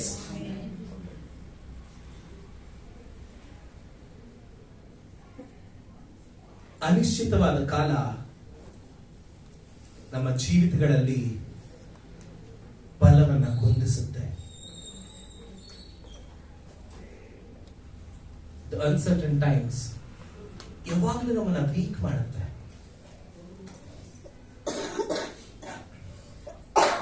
ಎಲ್ಲ ಮುಳುಗೋಯ್ತು ಅನ್ನೋ ಪರಿಸ್ಥಿತಿ ಅಲ್ಲ ನಮ್ಗೆ. ಈಗೇನ್ ಮಾಡ್ತೀರಾ? ಆಗ ನಮ್ಮ ಜೀವನದಲ್ಲಿ ಮೊದಲು ಬರೋದು ಯಾವ್ದು ಗೊತ್ತಾ? ಸೈಲೆನ್ಸ್, ನಿಶಬ್ದ. 100 ಜನ ಮಾತಾಡ್ತಾ ಇರ್ಲಿ, ನೀವಿಂತ ಪರಿಸ್ಥಿತಿಯಲ್ಲಿ ಇದ್ರೆ ನಿಮ್ಗೆ ಏನು ಕೇಳಿಸಲ್ಲ. ಯಾಕೆ ಗೊತ್ತಾ? ನಮ್ಮ ಮನಸ್ಸುಗಳ ಕಿವಿಗಳು ಮುಚ್ಚೋಗಿರುತ್ತೆ, ನಮ್ಮ ಹೃದಯ ಅಳುತ್ತಾ ಇರುತ್ತೆ, ನಮಗೆ ನಿರೀಕ್ಷೆ ಇಲ್ಲದೆ ಇರುತ್ತೆ. ಇಂಥ ಪರಿಸ್ಥಿತಿಯಲ್ಲಿ ನೀವೇನ್ ಮಾಡ್ತೀರಾ? ಪೇತ್ರನು ಹೇಳ್ತಿದ್ದಾನೆ, ನಾನು ಮೀನು ಹಿಡಿಯಕ್ಕೆ ಹೋಗ್ತೀನಿ, ನಾನು ಮೀನು ಹಿಡಿಯಕ್ಕೆ ಹೋಗ್ತೀನಿ. ಇವತ್ತು ಲೋಕದಲ್ಲಿ ತುಂಬಾ ಜನ ಅದೇ ತಾನೇ ಮಾಡೋದು. I want to put myself in a place where I don't think about it. ಈಗಾಗಿರುವಂತ ಪರಿಸ್ಥಿತಿನ ನಾನು ನೆನಪು ಮಾಡ್ಕೊಳಕ್ ಇಷ್ಟ ಇಲ್ಲ. ಅದಕ್ಕೆ ನಾನು ಏನ್ ಮಾಡ್ತೀನಿ, ಬೇರೆ ಕಾರ್ಯಗಳೆಲ್ಲ ನನ್ನ ತೊಡಗಿಸ್ಕೊಳ್ತೀನಿ. ಅನೇಕ ಜನ ಕೌನ್ಸಿಲಿಂಗ್ ಬರೋರಿಗೆ ಕೌನ್ಸಿಲರ್ಸ್ ಹೇಳೋದೇನ್ ಗೊತ್ತಾ? Keep your mind occupied. ಯಾಕೆ? ಪುನಃ ಆ ನೆನಪು ನಮಗೆ ಬರಬಾರದು, ಆ ನೋವು ನಮಗೆ ಬರಬಾರದು, ಆ ಕಳ್ಕೊಂಡಂತ ಸ್ಥಿತಿ ನಮಗೆ ಬರಬಾರದು. ಸಭೆಯಲ್ಲಿ ಇವತ್ತು ಎಷ್ಟು ಜನ ಹಾಕೋತಿದಿರೋ ನನಗೆ ಗೊತ್ತಿಲ್ಲ. But let me tell you this, ನಿರೀಕ್ಷೆಗಳನ್ನೆಲ್ಲ ಕಳ್ಕೊಂಡು ನೀವು ಕೂತಿರೋದಾದ್ರೆ ಈ ಸ್ವಾಮಿ ನಿಮಗೋಸ್ಕರ ಇದ್ದಾನೆ. ಲೋಕದಲ್ಲಿ ಯಾರನ್ನ ಬೇಕಾದ್ರೂ ನೀವು ಕಳ್ಕೊಳ್ರಿ, ಅರೆ ಯೇಸು ಸ್ವಾಮಿನ ಕಳ್ಕೊಳ್ಬೇಡ್ರಿ.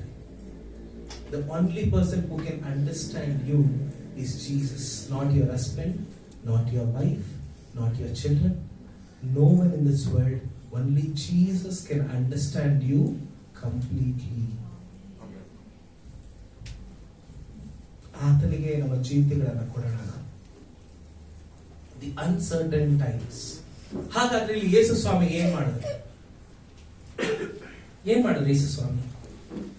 ನೋಡ್ರಿ, ಇನ್ನೊಂದು ನಾವು ಅರ್ಥ ಮಾಡ್ಕೊಳ್ಬೇಕಾಗಿರೋದು, ನಾನು ಇದ್ರ ಬಗ್ಗೆ ಧ್ಯಾನ ಮಾಡ್ಬೇಕಾದ್ರೆ, ಯೇಸು ಸ್ವಾಮಿ ಅನೇಕ ಸಾರಿ ಯೇಸು ಸ್ವಾಮಿ ಶಿಷ್ಯರಿಗೆ ಹೇಳಿದ್ರಲ್ಲ, ನನ್ನನ್ನ ಶಿಲುಬೆಗೆ ಹಾಕ್ತಾರೆ, ನನ್ನನ್ನ ಸಮಾಧಿಯಲ್ಲಿ ಇಡ್ತಾರೆ, ನಾನು 3 ದಿನದ ಆದ್ಮೇಲೆ ಎದ್ದು ಬರ್ತೀನಿ. ಎಲ್ಲ ಮರ್ತೋಗ್ಬಿಟ್ರು. ಇವತ್ತು ದೇವರು ನಮಗೆ ಎಷ್ಟು ವಾಗ್ದಾನಗಳನ್ನ ಮಾಡಿದ್ದಾನೆ, ಎಷ್ಟು ವಾಕ್ಯಗಳನ್ನ ನಮಗೆ ಹೇಳಿ ನಮ್ಮ ಉತ್ತೇಜನಗೊಳಿಸಿದ್ದಾನೆ, ಎಷ್ಟು ಅದ್ಭುತಗಳನ್ನ ಮಾಡಿದ್ದಾನೆ, ಎಷ್ಟು ಕಾರ್ಯಗಳನ್ನ ನಮ್ಮ ಜೀವಿತಗಳಲ್ಲಿ ಮಾಡಿದ್ದಾನೆ. ನಾವೆಲ್ಲ ಮರ್ತೋಗ್ಬಿಡ್ತೀವಿ. ಯಾಕೆ ಗೊತ್ತಾ? ನಮ್ಗಿರುವಂತ ಒಂದು ಖಿನ್ನತೆ, ನಮ್ಗಿರುವಂತ ಒಂದು ಡಿಪ್ರೆಷನ್, ನಮ್ಗಿರುವಂತ ಒಂದು ಪರಿಸ್ಥಿತಿ ಅದೆಲ್ಲದಕ್ಕಿಂತ ದೊಡ್ಡದಾಗಿ ಕಾಣಿಸ್ಬಿಡುತ್ತೆ.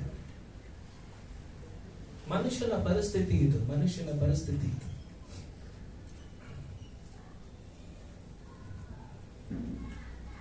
ಅದಕ್ಕೆ ಪ್ರಸಂಗಿ 8:7 ಯಾರು ತೆಗೆದು ಹೋದ್ರಿ? ಪ್ರಸಂಗಿ 8:7 ಏನ್ ಹೇಳುತ್ತೆ? ಪ್ರಸಂಗಿ 8:7 ಎಕ್ಲಿಸಿಯಾಸ್ಟಿಸ್ ಚಾಪ್ಟರ್ 8 ವರ್ಸಸ್ 7 ಏನ್ ಹೇಳುತ್ತೆ? ಪ್ರಸಂಗಿ 8:7 ಏಕೆಂದರೆ ಆಗುವುದು ಅವನಿಗೆ ಗೊತ್ತಿಲ್ಲ, ಅದು ಹೇಗೆ ಆಗುವುದು ಅವನಿಗೆ ವಿವರಿಸಬಲ್ಲವರು ಯಾರು? ಸಾಕು, ಮುಂದೆ ಏನಾಗುತ್ತೋ ನಮಗೆ ಗೊತ್ತಿಲ್ಲ ಅಲ್ವಾ? ಯಾರಿಗೆ ಗೊತ್ತು? ನಾಳೆ ಏನಾಗುತ್ತೆ ನಮಗೆ ಗೊತ್ತಿಲ್ಲ. ಇಷ್ಟು ದಿನ ಅನ್ಕೊಂತಾ ಇದ್ವಾ ಅಷ್ಟು ಚಿಕ್ಕ ನೇಪಾಳಲ್ಲಿ ಇಷ್ಟು ದೊಡ್ಡ ಪ್ರೊಟೆಸ್ಟ್ ಆಗುತ್ತೆ ಅಂತ? ಅದು ಯಾರಿಂದ? ಜನ್ಸಿಯಿಂದ. ಬಚ್ಚುಗಳು ಅಂತ ಇದ್ದವರೆಲ್ಲ ಇವತ್ತು ನಮ್ಮ ದೇಶ ಸುಡ್ತಾವ್ರೆ, ಗೊತ್ತಾ ನಿಮ್ಗೆ? ನಾಳೆ ಏನಾಗುತ್ತೆ ನಮಗ್ ಗೊತ್ತಿಲ್ಲ. ಆದ್ರೆ ನಾಳೆ ತಿಳ್ಕೊಂಡಿರುವಂತ ದೇವರು ನಮ್ ಜೊತೆ ಇದ್ದಾನೆ. ಯಾರನ್ನ ನಂಬೋದು ಸುಲಭ ಇವಾಗ? ನಮ್ಮನ್ನ ನಂಬೋದು ಸುಲಭನ? ನಾಳೆ ತಿಳ್ಕೊಂಡಿರುವಂತ ದೇವರನ್ನ ನಂಬೋದು ಸುಲಭನ? ಇವತ್ತು ನೀವು ಅನ್ಕೊಂತಾ ಇದ್ದೀರಾ ನಿಮ್ ಕೈಯಲ್ಲಿದ್ದಂತ ಒಂದು ಒಳ್ಳೆ ಕೆಲಸ ಅಥವಾ ಒಳ್ಳೆ ಒಂದು ಕಾರ್ಯ, ಒಳ್ಳೆ ಒಂದು ಆಶೀರ್ವಾದ ನಿಮ್ ಕೈಯಿಂದ ಜಾರೋಗ್ತಾ ಇದೆ ಅಂತ ಯೇಸು ಸ್ವಾಮಿ ಹತ್ರ ಹೋಗ್ರಿ. Because he knows your tomorrow. ಆತನಿಗೆ ನಿನ್ನ ನಾಳೆ ಏನು ಅಂತ ಗೊತ್ತು. ಅದಕ್ಕೆ ನಿಮ್ಮ ವಾಗ್ದಾನಗಳನ್ನ ನೆನಪು ಮಾಡ್ಕೊಳ್ಳಿ, ವಾಕ್ಯಗಳನ್ನ ನೆನಪು ಮಾಡ್ಕೊಳ್ಳಿ. ನಾನು ತುಂಬಾ ಸಂತೋಷ ಆಗೋದೇನು ಗೊತ್ತಾ? ಕೆಲವೊಂದು ಸಮಯದಲ್ಲಿ ಸಭೆಗಳಿಗೆ ಹೋದಾಗ ಪಾಸ್ಟರ್ ಪ್ರಸಂಗ ಮಾಡ್ಬೇಕಾದ್ರೆ ಅನೇಕರು ಬರ್ಕೊಂತ ಇರ್ತಾರೆ. It's A good habit. ವಾರದಲ್ಲಿ 1-2 ದಿನ ಅದನ್ನು ತೆಗೆದು ಹೋದ್ರಿ. ಯಾಕೆ ಗೊತ್ತಾ? ನಾನು ಹೇಳೋದು ಇಷ್ಟೇ, ಯಾವಾಗ್ಲೂ ಇಲ್ಲಿ ಬಂದು ಪ್ರಸಂಗ ಮಾಡ್ಬೇಕಂದ್ರೆ ದೇವರು ಅವ್ರನ್ನ ಪ್ರೇರೇಪಿಸಿರ್ತಾರೆ, ದೇವರು ಅವ್ರನ್ನ ರೆಡಿ ಮಾಡಿರ್ತಾರೆ ಮಾತಾಡ್ಲಿಕ್ಕೆ. ಈ ತಿಂಗಳ 2ನೇ ತಾರೀಕು ಬೆಳಗ್ಗೆ ನಾನು ಈ ವಾಕ್ಯಗಳನ್ನ ಓದ್ಬಿಟ್ಟು ಪ್ರೇಯರ್ ಮಾಡ್ತಾ ಇದ್ದಾಗ ದೇವ್ರು ಹೇಳಿದ್ರು, ಇದನ್ನ ನೀನ್ ಪ್ರಿಪೇರ್ ಮಾಡು, ಪ್ರೀಚಿಂಗ್ ಪ್ರಿಪೇರ್ ಮಾಡ್ಬೇಕು. ನಾನು ಫುಲ್ ಕಮೆಂಟ್ರಿ ಎಲ್ಲ ತಗೊಂಡು ಇದಕ್ಕೆ ಬೇಕಾಗಿರೋ ಬುಕ್ಸ್, ಗೂಗಲ್, ಎಲ್ಲ ನಾನು ತಗೊಂಡು ಓದ್ತಾ ಇದ್ದೆ. ಒಂದೇ ಒಂದು ವಾಕ್ಯ ಮಾತ್ರ ನಮ್ಮ ಮನಸ್ಸಲ್ಲಿ ಕೂತ್ಕೊಂಡಿದೆ. ಏನ್ ಗೊತ್ತಾ? 14ನೇ ವಚನ. ಯೇಸು ಸತ್ತು ಜೀವನದಿಂದ ಮೇಲೆ ಹ್ಮ್ ನನ್ನ ಶಿಷ್ಯ ಕಾಣಿಸುವುದು ಇದು ಮೂರನೆಯ ಸಾರಿ. ಇದು 3ನೇ ಸಾರಿ. ಈಗಾಗಲೇ 2 ಸಾರಿ ಕಾಣಿಸ್ಕೊಂಡಿದ್ದಾರೆ. 3ನೇ ಸಾರಿ. 2 ಸಾರಿ ನೋಡಿದವರು ಕೂಡ ಸೋತೋಗ್ತಾರೆ. ಇನ್ನು ಮನುಷ್ಯರಾಗಿರುವಂತ ನಾವು ಸೋತೋಗಲ್ವಾ? ಇಟ್ಸ್ ಈಸಿ ಟು ಬ್ಲೇಮ್ ಅಲ್ಲ. ನೀವು ವಾಕ್ಯ ಕೇಳಿಸ್ಕೊಂಡು ಕೂಡ ನೀವು ನಂಬಿಕೆ ನಿಮ್ಮಲ್ಲಿ ಹುಟ್ಟಿಲ್ಲ ಅಂತ ಬೈಯೋದು ತುಂಬಾ ಸುಲಭ. ಯೇಸು ಸ್ವಾಮಿ ಜೊತೆಲಿದ್ದವ್ರೆ, 3.5 ವರ್ಷಗಳ ಕಾಲ ಯೇಸು ಸ್ವಾಮಿ ಜೊತೆ ನಡೆದವ್ರೆ, ಯೇಸು ಸ್ವಾಮಿ ಜೊತೆ ಮಲಗದವ್ರೆ, ಯೇಸು ಸ್ವಾಮಿ ಜೊತೆ ಮಾತಾಡಿದವ್ರೆ, ದೇವರ ಜೊತೆ ಇದ್ದವ್ರೆ ಮರ್ತೋದ್ಮೇಲೆ ನಾವಿಲ್ಲೆಂತವ್ರು ಅಲ್ವಾ? ಸೊ ದೇವರಾತ್ಮ ಹೇಳಿದ್ರು ನನಗೆ, there are high chances that you will also forget what God has done. ನೀನು ಕೂಡ ದೇವರು ಮಾಡುವಂತ ಕಾರ್ಯವನ್ನ ನೀನು ಮರ್ತೋಗ್ತೀಯಾ? ಅದಕ್ಕೆ ನೀನೇನ್ ಮಾಡು, ದೇವರ ವಾಕ್ಯವನ್ನ ಆಗಿಂದಾಗೆ ನೀನೇನ್ ಮಾಡ್ಬೇಕು? ಧ್ಯಾನ ಮಾಡಬೇಕು. Hallelujah, hallelujah. ಯೇಸುವಿನ ಮಾತುಗಳನ್ನು ಯಾವತ್ತು ಮರ್ತೋಗ್ಬೇಕು. ಶಿಷ್ಯರು ಮರ್ತೋಗಿದ್ದಕ್ಕೆ ಅವರು ತಪ್ಪು ನಿರ್ಧಾರ ತೆಗೆದುಕೊಂಡ್ರು. ನಾನು ಮೀನ್ ಹಿಡಿಯಕ್ಕೆ ಹೋಗ್ತೀನಿ. Easy to get inside the world. ಲೋಕದಲ್ಲಿ ಹೋಗೋದು ತುಂಬಾ ಸುಲಭ, ಆದ್ರೆ ಲೋಕದಿಂದ ಹೊರಗಡೆ ಬರೋದು ತುಂಬಾ ತುಂಬಾ ಕಷ್ಟ. ಪೇತ್ರ ಹೇಳ್ತಾರ, ಮೀನ್ ಹಿಡಿಯಕ್ಕೆ ಹೋಗ್ತೀನಿ, ಅವನ ಜೊತೆ ಅವನು ಒಬ್ಬನೇ ಹೋಗಿಲ್ಲ, ಇದ್ದು ಶಿಷ್ಯರು ಹೋದ್ರು. ಯಾಕೆ? ಅವ್ರು ಅನ್ಕೊಂಡು ದಿಸ್ ದ ಈಸಿ ವೇ. ಲೋಕದಲ್ಲಿ ಹೋಗೋದು ತುಂಬಾ ಈಸಿ ರೀ. ಸಮುದ್ರ ಲೋಕವನ್ನ ತೋರಿಸ್ತದೆ. ಸಮುದ್ರ ಲೋಕದಲ್ಲಿ ಹೋಗೋದು ತುಂಬಾ ತುಂಬಾ ಈಸಿ. ನಿನ್ ಜೊತೆಲಿ ಎಲ್ಲರೂ ಬರ್ತಾರೆ, ನೀನು ಬೇಕಾದೆಲ್ಲ ಅನುಕೂಲಗಳು ಸಿಗುತ್ತೆ. ಆದ್ರೆ ನೀನು ಆತ್ಮಿಕ ಜೀವಿತಕ್ಕೆ ಬರ್ಬೇಕಂತ ಹೇಳಿದ್ರೆ ಅದು ಕಷ್ಟಕರವಾದ ಜೀವಿತ. ಯಾಕೆ ಗೊತ್ತಾ? ಲೋಕದ ಆಸೆಗಳನ್ನ ನಾವು ತ್ಯಜಿಸಬೇಕು, ಸ್ವಾರ್ಥವನ್ನು ನಾವು ತ್ಯಜಿಸಬೇಕು. ಅನೇಕ ಸಾರಿ ನಮ್ಮ ಆಸೆಗಳನ್ನ ನಾವು ಬಿಟ್ಕೊಡ್ಬೇಕಾಗುತ್ತೆ. ನಿನ್ ಲೋಕದಲ್ಲಿ ಹೋಗಿ ಕೇಳು, everybody will come with you. ಚರ್ಚಿಗೆ ಬಾನು,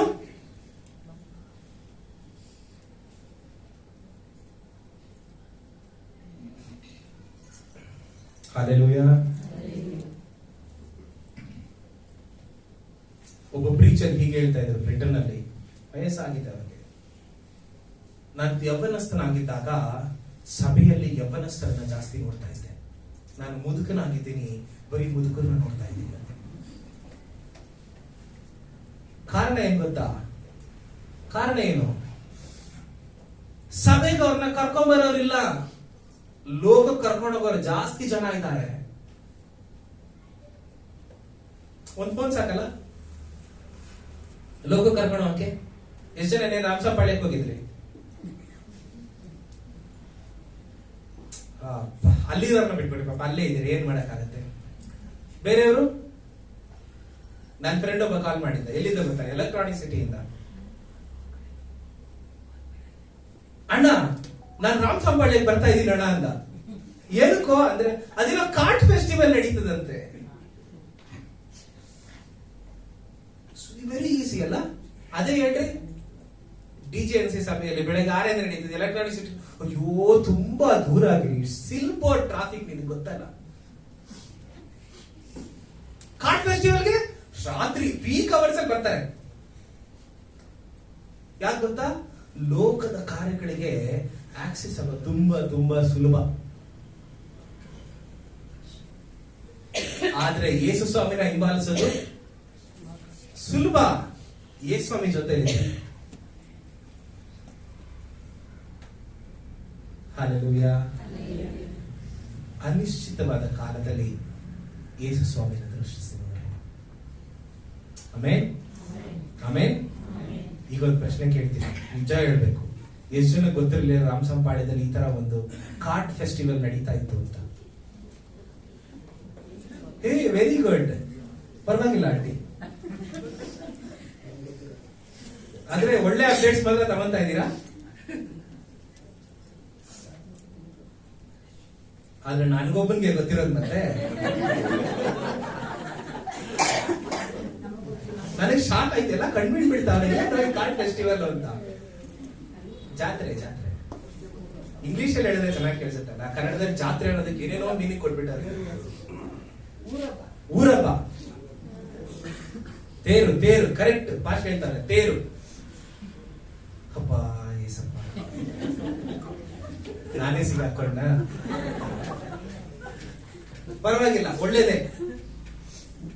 ನೋಡ್ರಿ, ಲೋಕಕ್ಕೆ ಹೋಗೋದು ತುಂಬಾ ಸುಲಭ. ಆದ್ರೆ ಈ ಸ್ವಾಮಿ ಹತ್ರ ಬರ್ಬೇಕಂದ್ರೆ ನೀವೊಂದು ಹೆಜ್ಜೆ ಇಡಬೇಕು. ಆ ಹೆಜ್ಜೆ ಸಮ್ಟೈಮ್ಸ್ ನಮ್ಗೆ ತುಂಬಾ ದುಃಖ ಉಂಟು ಮಾಡುತ್ತೆ, ತುಂಬಾ ನೋವುಂಟು ಮಾಡುತ್ತೆ. ಆದ್ರೆ ಆ ಹೆಜ್ಜೆನ ಇಡೋದು. ಈ ಸ್ವಾಮಿ ನಿಮ್ಮ ಹತ್ರ ಓಡ್ ಬರ್ತಾರೆ. ಯಾಕೆ ಗೊತ್ತಾ? ಈ ಸ್ವಾಮಿ ಗೊತ್ತು ನೀನು ಇನ್ನೊಂದು ಹೆಜ್ಜೆ ಇಡಕ್ಕೆ ನಿನಗೆ ಕಷ್ಟ ಅಂತ. ಎರಡನೇದು ವಿಷಯ, ನಾನು ನಿಮ್ಮೊಟ್ಟಿಗೆ ಮಾತಾಡಬೇಕಾಗಿರುವಂತ ವಿಷಯ ಅಸಾಧಾರಣವಾದ ಬೋಧನೆ, ಇನ್ಕಂಪೇರಬಲ್ ಟೀಚಿಂಗ್.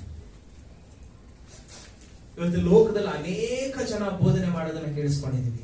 ಇವತ್ತು ತುಂಬಾ ಜನಕ್ಕೆ ಕೂತಿರೋರಿಗೆ ನಾನ್ ಮಾತಾಡ್ತಾ ಇರೋದು ಬೋರ್ ಹೊಡಿತಾ ಇರಬಹುದು, ಆದ್ರೆ ಯೇಸು ಸ್ವಾಮಿ ಮಾತಾಡಿದ್ರೆ ಕಣ್ಣಿಗೆ ಕೂಡ ಮಿಟಿಕ್ಸಕ್ಕಾಗಲ್ಲ ನಮ್ಮ ಕೈಯಲ್ಲಿ. ಹಂಗ್ ಕೇಳಿಸ್ಕೊಂತೀರ. ಈ ಕಣ್ಣು ಮಿಟಿಕ್ಸ್ತಾರೆ ಸ್ವಲ್ಪ ಜನ. ಅಸಾಧಾರಣವಾದ ಬೋಧನೆ. ಯೇಸ್ವಾಮಿಯಲ್ಲಿ ಏನ್ ಮಾತಾಡಿದ್ರು? ಅವ್ರಿಗೆ ರಾತ್ರಿ ಎಲ್ಲ ಪ್ರಯಾಸ ಪಟ್ರು, ಅವ್ರಿಗೆ ಏನು ಸಿಗ್ಲಿಲ್ಲ. ಲೋಕದಲ್ಲಿ ನೀವು ಪಡುವಂತ ಎಲ್ಲಾ ಪ್ರಯಾಸಗಳಿಂದ ನಿಮ್ಗೆ ಸಿಗೋದೇನ್ ಗೊತ್ತಾ? ಮಂತ್ಲಿ ಸ್ಯಾಲರಿ ಇಲ್ಲ, ಶೂನ್ಯ. You don't get anything in the world. ಅವ್ರು ರಾತ್ರಿ ಎಲ್ಲಾ ಸಮುದ್ರದಲ್ಲಿ ಪ್ರಯಾಸ ಪಟ್ರು, ದೋಣಿಲಿ ಹೋದ್ರು, ಪ್ರಯಾಸ ಪಟ್ರು, 7 ಜನ ಪ್ರಯಾಸ ಪಟ್ರು. The very skilled fisherman. ಪೇತ್ರ ಬೆಸ್ತನಾಗಿದ್ದ, ಅವನಿಗೂ ಒಂದು ಮೀನ್ ಸಿಕ್ಕಿಲ್ಲ. ಇವತ್ತು ನೀವು ಅನ್ಕೊಂಡಿದ್ದೀರಲ್ಲ, ನಾನೊಂದು ಪರಿಸ್ಥಿತಿಯಿಂದ ಎಸ್ಕೇಪ್ ಆಗಿ, ಈ ಅನ್ಸರ್ಟನಿಟಿಯಿಂದ ಎಸ್ಕೇಪ್ ಆಗಿ ಏನನ್ನೋ ಪಡ್ಕೊಂಡ್ಬಿಡ್ತೀನಿ ಅಂತ ಓಡ್ತಾ ಇದ್ದೀರಲ್ಲ, you will get nothing in the world. ಲೋಕದಲ್ಲಿ ನಿಮ್ಗೆ ಏನು ಸಿಗಲ್ಲ. ಆದ್ರೆ ಯಾವಾಗ ನೀವು ಯೇಸ್ವಾಮಿ ಹತ್ರ ಬರ್ತೀರ, ಅವಾಗ ಮಾತ್ರ ನಿಮ್ಗೆ ಏನಾದ್ರು ಸಿಗೋದು. ಓಡ್ತಾ ಇರ್ತಾರೆ ಲೋಕದಲ್ಲಿ ಎಷ್ಟೊಂದು ಜನ. ಓಡು ಓಡು ಓಡು ಓಡು ಓಡು, ಲಕ್ಷ, 1 ಲಕ್ಷ, 2 ಲಕ್ಷ, 3 ಲಕ್ಷ, 5 ಲಕ್ಷ, 10 ಲಕ್ಷ ದುಡ್ಡು ತಿಂತೀರಾ? ದುಡ್ಡು ಬೇಕು. ಯಾರು ಹೇಳಿ ದುಡ್ಡು ಬೇಡ ಅಂತ ಹೇಳಿ? ನಾನು ಯಾವತ್ತು ಹೇಳಲ್ಲಪ್ಪ ದುಡ್ಡು ಬೇಡ ಅಂತ. ನನಗೂ ಬೇಕು ದುಡ್ಡು. ಆದ್ರೆ ದುಡ್ಡೇ ಬೇಕು ಅನ್ನೋದು ತಪ್ಪು. ದುಡ್ಡಿಗಿಂತ ಮುಂಚೆ ಯೇಸ್ವಾಮಿ ಹೇಳಿದ್ರು. ಇಲ್ಲಿ ಯೇಸ್ವಾಮಿ ಹೇಳಿದ್ರು ನಿಮ್ಗೇನ್ ಸಿಗ್ಲಿಲ್ವಾ? ಆಕ್ಚುಲಿ ಒಂದು ಕಮೆಂಟ್ರಿ ನಾನು ಓದ್ತಾ ಇರ್ಬೇಕಾದ್ರೆ ಕಮೆಂಟ್ರಿ ಹೇಳಿದ್ರು, ಗ್ರೀಕ್ ಅಲ್ಲಿ ಇಲ್ಲಿ ಮಕ್ಕಳಿರಾ ಅಂತಿದೆಯಲ್ಲ, ಅದು ಹೆಂಗ್ ಕೇಳಿಸ್ತಾ ಇದೆ ನಿಮ್ಗೆ? ತುಂಬಾ ಪ್ರೀತಿಯಿಂದ ಮಾತಾಡ್ತಾರೆ, ಕೇಳಿಸ್ತದಿಲ್ಲ? ಅವ್ರ ಕಮೆಂಟ್ರಿ ಬರೀತಾರೆ, you childish, you didn't get anything. ಯಾಕೆ ಗೊತ್ತಾ? ಯೇಸು ಸ್ವಾಮಿ ಜೊತೆ 3.5 ವರ್ಷಗಳ ಕಾಲ ಇದ್ರು, ಯೇಸ್ವಾಮಿ ಮಾತುಗಳನ್ನ ಕೇಳಿಸ್ಕೊಂಡ್ರು, 3.5 ವರ್ಷಗಳ ಕಾಲ ಆತ್ಮಿಕ ಜೀವನದಲ್ಲಿ ಬೆಳೆದ್ರು. ಇವಾಗ ಮತ್ತೆ ಮೀನಿಡಿಯಕ್ಕೆ ಹೋಗಿದ್ದಾರೆ. ಅದೇ ಸಣ್ಣ ಬುದ್ಧಿ. ಇವತ್ತು ಕ್ರೈಸ್ತರು ಹಂಗೆ, 20 ವರ್ಷದಿಂದ ಕ್ರೈಸ್ತರು ಆ ಸಣ್ಣ ಬುದ್ಧಿ ಮಾತ್ರ ಬಿಟ್ಟಿರಲ್ಲ. ಇನ್ನೂ ಆ ಕೆಟ್ಟ ಬುದ್ಧಿಗಳು ಹಂಗೆ ಇರ್ತದೆ ನಮ್ಮಲ್ಲಿ. ಅಂತವ್ರಿಗೆ ಯೇಸ್ವಾಮಿ ಕರೆಯೋದೇನು ಗೊತ್ತಾ? ಮಕ್ಕಳಿರ ಅಲ್ಲ.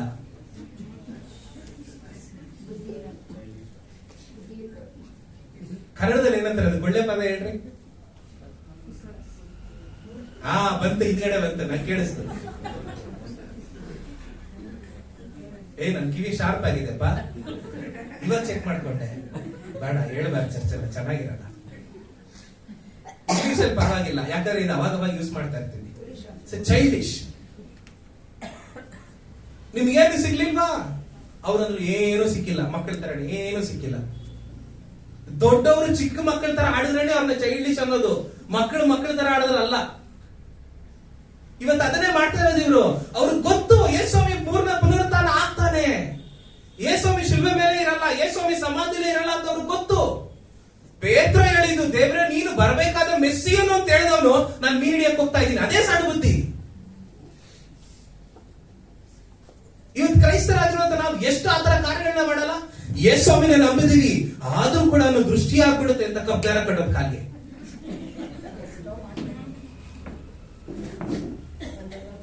ಯಾವ ದೃಷ್ಟಿ? ಕಬ್ದಾರ ಕಟ್ಬಿಟ್ರೆ ಸರಿ ಹೋಗುತ್ತಾ? ಬೇಜಾರು ಮಾಡ್ಕೋಬೇಡ್ರಿ, ಇದೆಲ್ಲ ನಾವು ಸಭೆಯಲ್ಲಿ ಮಾತಾಡ್ಬೇಕು. ಸಭೆಯಲ್ಲಿ ಮಾತಾಡಿಲ್ಲ ಅಂದ್ರೆ ಸಭೆ ಕುಂದಿ ಹೋಗುತ್ತೆ, ಬಲಹೀನವಾಗ್ಬಿಡುತ್ತೆ. ಅದೊಂದು ಎಕ್ಸಾಂಪಲ್ ಅಷ್ಟೇ. ಆತರ ಎಷ್ಟೆಲ್ಲ ಮಾಡ್ತೀವಿ ನಾವು. There are some scientific reasons, I understand. ಕೆಲವೊಂದು ವೈಜ್ಞಾನಿಕವಾದ ಕಾರಣಗಳಿದೆ, ನನಗೆ ಅರ್ಥ ಆಗ್ತದೆ. ಆ ವೈಜ್ಞಾನಿಕ ಕಾರಣಕ್ಕೋಸ್ಕರ ಕಟ್ಟೆ ನಾನು ಒಪ್ಕೊಂತೀನಿ. ಅದನ್ನ ಬಿಟ್ಬಿಟ್ಟು ತಿರ್ಗಾ ಮೀಡಿಯಾ ಕೆಲ್ಸಕ್ಕೆ ಹೋಗ್ಬೇಡಿ. ಏನಕ್ಕೆ ಸ್ವಾಮಿ ನಂಬಿದೀವಿ ನಾವು? ಅನೇಕ ಕಾರ್ಯಗಳಿಂದ ಹೊರಗಡೆ ಬಂದ ಮೇಲೆ ನಾವು ಅದೇ ಕಾರ್ಯಗಳನ್ನ ಮಾಡಕ್ ಹೋದ್ರೆ ನಮ್ಮನ್ನ ಜ್ಞಾನಿಗಳು ಅಂತಾರ, ನಮ್ಮನ್ನ ಮೂಢರು ಅಂತಾರ? ಜ್ಞಾನಿಗಳು ಅಂತಾರ, ಅಜ್ಞಾನಿಗಳು ಅಂತಾರ? ಅವ್ ಮೂಢರು ಬೇಡ ಅಲ್ಲ, ಕೇಳಿಸುತ್ತೆ. ಅಜ್ಞಾನಿಗಳು ಕರೆಕ್ಟ್. ಇದೇ ಪೇತ್ರನ ಮಾಡ್ತಾ ಇರೋದು. ಓ, ನಾನ್ ಮೀಡಿಯಾಕ್ಕೆ ಹೋಗ್ತೀನಿ, ನನ್ಗೆ ಗೊತ್ತಿರೋದು ಅದೇ, ನಾನು ಇದನ್ನೇ ಮಾಡ್ತೀನಿ. ಯೇಸು ಸ್ವಾಮಿ ಏನ್ ಕೇಳಿದ್ರು ಅಂದ್ರೆ, ಮಕ್ಕಳಿಗ ಚೆನ್ನಾಗಿದೆ ವಾಕ್ಯ, ಓದೋಣ ಅದು. ಓದ್ರಿ ಯಾರಾದ್ರೂ ಒಬ್ರು. ಅದೇನ್ ಹೇಳ್ತಾರೆ ಯೇಸು ಸ್ವಾಮಿ? ಆಗ ಯೇಸು ಅವರನ್ನು, ಹಾ ಸಾಕು, ಮಕ್ಕಳಿರ ನಿಮಗೆ ಊಟಕ್ಕೆ ನಿಮಗೆ ಏನೂ ಇಲ್ಲವೇ? ಮನುಷ್ಯನು ತುಂಬಾ ತುಂಬಾ ಮುಖ್ಯ ಊಟ ಅಲ್ವಾ? ಈಗ ಅವ್ರು ಏನಕ್ಕೆ ಮೀನ್ ಹಿಡಿಯಕ್ ಹೋದ್ರು? ಏನಕ್ಕೆ ಮೀನ್ ಹಿಡಿಯಕ್ ಹೋದ್ರು?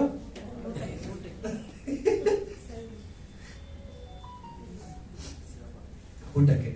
ಅದಕ್ಕೆ ಯೇಸು ಸ್ವಾಮಿ ಗೊತ್ತು ಏನ್ ಅವ್ರು ಕೇಳಬೇಕು ಅಂತ. ಕೇಳಿದ್ರು, ಊಟಕ್ಕೆ ನಿಮ್ಗೇನು ಇಲ್ವಾ? ಊಟಕ್ಕೆ ನಿಮ್ಗೇನು ಇಲ್ವಾ? ಇವತ್ತು ನಾವು ತುಂಬಾ ಜನ ಲೋಕದಲ್ಲಿ ಹೋಗ್ಬಿಟ್ಟು ನಾವು ಆತ್ಮಿಕ ಊಟವನ್ನು ಹುಡುಕ್ತಾ ಇದ್ದೀವಿ. ನಾನು ಹೇಳೋದು ಅರ್ಥ ಆಗ್ತಾ ಇದೆ ನಿಮ್ಗೆ? We are searching spiritual food in the world, you don't get it. ಅಲ್ಲಿ ಬರೀ ಚಮಕೆ ಸಿಗೋದು ನಿಮ್ಗೆ, ನಿಮ್ಮ ಆತ್ಮಿಕ ಜೀವನಕ್ಕೆ ಏನು ಸಿಗಲ್ಲ. ಸಭೆಗೆ ಬನ್ರಿ, ಯೇಸು ಸ್ವಾಮಿ ಹತ್ರ ಬನ್ರಿ, ವಾಕ್ಯ ಓದ್ರಿ, ನಿಮ್ಗೆ ಆತ್ಮಿಕವಾದ ಊಟ ಸಿಗುತ್ತೆ. ಸಭೆ ಚರ್ಚ್ ದೋಣಿ ಹಾಕೊಂಡು ಲೋಕದಲ್ಲಿ ಹೋಗಿ ಎಷ್ಟೇ ಹುಡುಕಿದ್ರು ನಿಮ್ಗೆ ಏನ್ ಸಿಗಲ್ಲ, ಇದೇನು ಸಿಗಲ್ಲ. ಆದ್ರೆ ಪ್ರೀತಿ, ದೇವ್ರ ಪ್ರೀತಿ ಅಂತ ಗೊತ್ತಾ? ಯೇಸು ಸ್ವಾಮಿ ಕೇಳ್ಬಿಟ್ಟು ಹೇಳಿದ್ರು, ಯೇಸು ಸ್ವಾಮಿ ಒಂದು ಸಜೆಷನ್ ಕೊಟ್ರು, ನಿಮ್ ಬಲಗಡೆಗೆ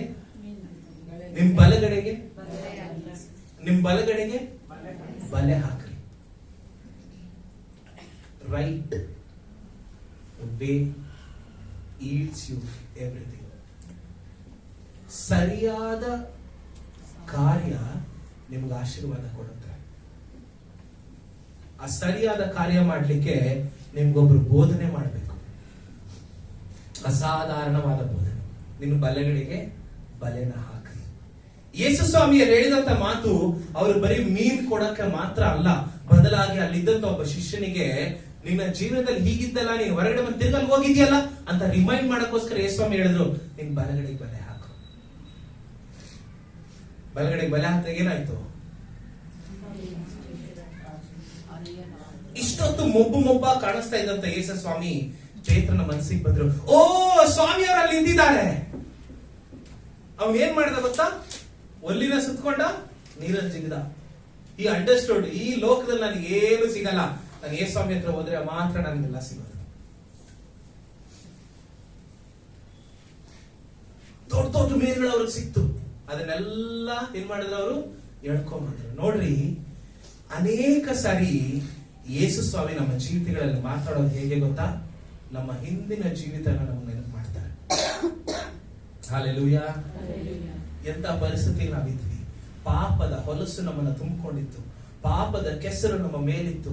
ಆದ್ರೆ ನಮ್ಮನ್ನ ಆತನ ರಕ್ತದಿಂದ ನಮಗೆ ತೊಳೆದ್ನಲ್ಲ, ಅದನ್ನ ನಾವು ಆಗಿಂದಾಗೆ ನೆನಪು ಮಾಡ್ಕೊಳ್ಬೇಕು. ನೆನಪು ಮಾಡ್ಕೊಂಡಾಗ ಸಮುದ್ರ ಅನ್ನುವಂತ ಲೋಕಕ್ಕೆ ನಾವು ಹೋಗಲ್ಲ, ರಾತ್ರಿ ಎಲ್ಲ ಕಷ್ಟಪಡಲ್ಲ, ಬೆಳಗ್ಗೆ ಎದ್ದೊಬ್ಬರ ಕೈಯಲ್ಲಿ ಚೈಲಿ ಸರಿಸ್ಕೊಳ್ಳಲ್ಲ.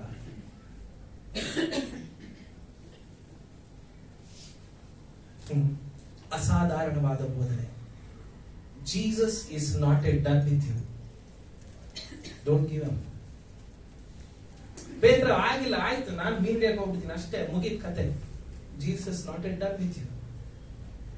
ಯೇಸು ಸ್ವಾಮಿ ನಿನ್ನ ಜೀವನದಲ್ಲಿ ಇನ್ನೂ ತನ್ನ ಕೆಲಸವನ್ನ ಮುಗಿಸಿಲ್ಲ. Don't give up. ಯೇಸು ಸ್ವಾಮಿನ ಬಿಟ್ಬಿಡ್ಬೇಡ್ರಿ, ಯೇಸು ಸ್ವಾಮಿನ ಬಿಟ್ಬಿಡ್ಬೇಡ್ರಿ. Don't ever give up. ಯೇಸು ಸ್ವಾಮಿ ನಿಮಗೆ ಕಣ್ಣಿಗೆ ಕಾಣಿಸದೆ ಹೋಗ್ತಾ ಇದ್ದಾನ, ಆತನ ಅದ್ಭುತಗಳು ನಮಗೆ ಕಾಣಿಸ್ತಾ ಇಲ್ವಾ? It's okay, don't give up. He has something for you. ಇವತ್ತು ಅನೇಕ ಸಭೆಗಳಲ್ಲಿ, ಓ ಆ ಸಭೆಯಲ್ಲಿ ಅದ್ಭುತ ಇಲ್ಲ, ಓ ಆ ಸಭೆಯಲ್ಲಿ ಅಭಿಷೇಕ ಇಲ್ಲ. Don't give up. ಯಾಕೆ ಗೊತ್ತಾ? Silence is very very important. ನಿಮ್ಗೆ ಗೊತ್ತಾ, ನಾನು ನಮ್ಮ ಮನೆಯಲ್ಲಿ ನನಗೆ ಬ್ರೆಡ್ ಇಷ್ಟ ಇಲ್ಲ. ನನಗೆ ಹುಷಾರಿಲ್ಲ ಅಂದ್ರೂ ಬ್ರೆಡ್ ತಿನ್ನಕ್ಕೆ ಇಷ್ಟ ಇಲ್ಲ. ಆದ್ರೆ ಬ್ರೆಡ್ ತಂದು ಇಟ್ಟಿದ್ರು ನಮ್ಮ ಮನೆಯಲ್ಲಿ. ಯಾರು ತಿಂದಿಲ್ಲ ಅಂದ್ರೆ ಏನಾಗುತ್ತೆ ಬ್ರೆಡ್? ನನಗೆ ಆಶ್ಚರ್ಯ ಆಗಿದೆ, ಏನ್ ಗೊತ್ತಾ, ಶೆಲ್ಫ್ ಅಲ್ಲಿ ಬ್ರೆಡ್ ಇಟ್ಟಿದ್ದೀನಿ, ಈ ಕಡೆ ಮುಂದ್ಗಡೆ ಪ್ರತಿದಿನ ನೋಡ್ತಾ ಇದ್ದೀನಿ, ಹಂಗೆ ಇದೆ. ಹಿಂದೆ ನೋಡಿದ್ರೆ ಫಂಗಸ್ ಹಿಡಿದ್ಬಿಟ್ಟಿದೆ. ಅದನ್ನ ನಾವು ಶೇಕು ಮಾಡಿಲ್ಲ, ಏನು ಮಾಡಿಲ್ಲ. ಫಂಗಸ್ಗೆ ಅಷ್ಟು ಶಕ್ತಿ ಇರೋದು ಯಾಕೆ ಗೊತ್ತಾ? ಅಲ್ಲಿ ಸೈಲೆನ್ಸ್ ಇದೆ. ಏನಿದೆ? ಸೈಲೆನ್ಸ್ ಇದೆ, ಕತ್ತಲೆ ಇದೆ. ಕತ್ತಲೆಯಲ್ಲಿ ಅನೇಕ ಕಾರ್ಯಗಳು ನಡೆಯುತ್ತೆ. ಸೈಲೆನ್ಸ್ ಅಲ್ಲಿ ಅನೇಕ ನಿರ್ಧಾರಗಳನ್ನ ತೆಗೆದುಕೊಳ್ತೇವೆ. So wait in silence for the god to do the work. ಅದಕ್ಕೆ ಮೋಶೆ ಹೇಳಿದ್ದು, ನೀವು ಸುಮ್ಮನೆ ನಿಂತ್ಕೊಂಡು ದೇವ್ರ ಮಾಡೋ ಕಾರ್ಯ ನೋಡ್ರಿ. ಮನುಷ್ಯರು ಮಾತಾಡಿ ಮಾತಾಡಿ ಮಾತಾಡಿ ದೇವರ ಕಾರ್ಯವನ್ನ ತಡೆ ಮಾಡ್ಬಿಡ್ತಾರೆ, ನಿಮಗೆ ಗೊತ್ತಾ? ಅದಕ್ಕೆ ಮೋಶೆ ಹೇಳಿದ್ರು ಸುಮ್ಮನೆ ರೀ. ಮೇ ಬಿ ಮೋಶೆ ಹೆಂಗೆ ಹೇಳಿರ್ಬೋದು ಅಂತ ಯೋಚನೆ ಮಾಡ್ಕೊಂಡು ನೋಡ್ರಿ. ಹೆಂಗೆ ಬಾಯಿ ಮುಚ್ಕೊಂಡು ನಿಂತ್ಕೊಂಡ್ರ?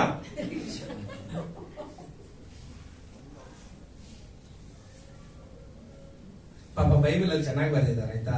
ನಾವು ಮಾತಾಡೋತರ ಬರೆದಿದ್ರೆ ನಾವ್ ಯಾರು ಬೈಬಲ್ ಓದ್ತಾ ಇರ್ಲಿಲ್ಲ. ನಾನು ಯಾವಾಗ್ಲೂ ಅನ್ಕೊಂತೀನಿ, ಯಾವಾಗಾದ್ರೂ ನಾನು ಈ ತರ ಓದ್ಬೇಕಾದ್ರೆ, ಮೆಡಿಟೇಟ್ ಮಾಡ್ಬೇಕಾದ್ರೆ ಗ್ರೀಕ್ ಹಿಬ್ರೂ ಅಲ್ಲಿ ಏನಾದ್ರು ತೆಗೆದುಕೊಂಡು ನೋಡ್ಬೇಕಾದ್ರೆ, ಓ ಹಿಂಗ ಇದು ಅಂತ ಅರ್ಥ ಆಗುತ್ತೆ. ಸುಮ್ಮನೆ ನಿಂತ್ಕೊಂಡು ದೇವರು ಮಾಡುವಂತ ಕಾರ್ಯವನ್ನ ನೋಡ್ರಿ. Silence, silence. ಅದಕ್ಕೆ ಒಬ್ಬ ವ್ಯಕ್ತಿ ಹೇಳ್ತಾರೆ,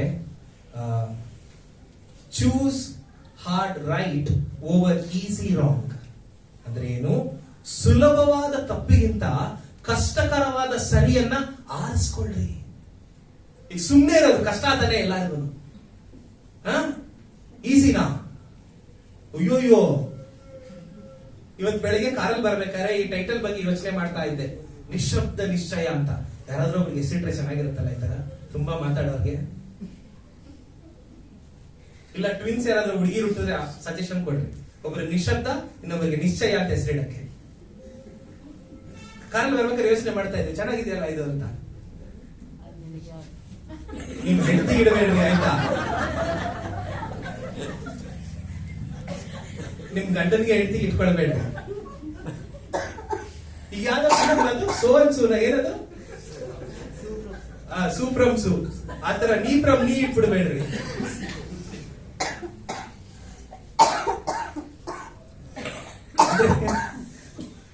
Sometimes it's okay to be quiet and listen to God. ಅದೇ ಸುಲಭವಾದ ತಪ್ಪಿಗಿಂತ ಕಷ್ಟಕರವಾದ ಸರಿಯನ್ನ ಆರಿಸಿಕೊಳ್ಳಿ. Choose hard right over easy wrong.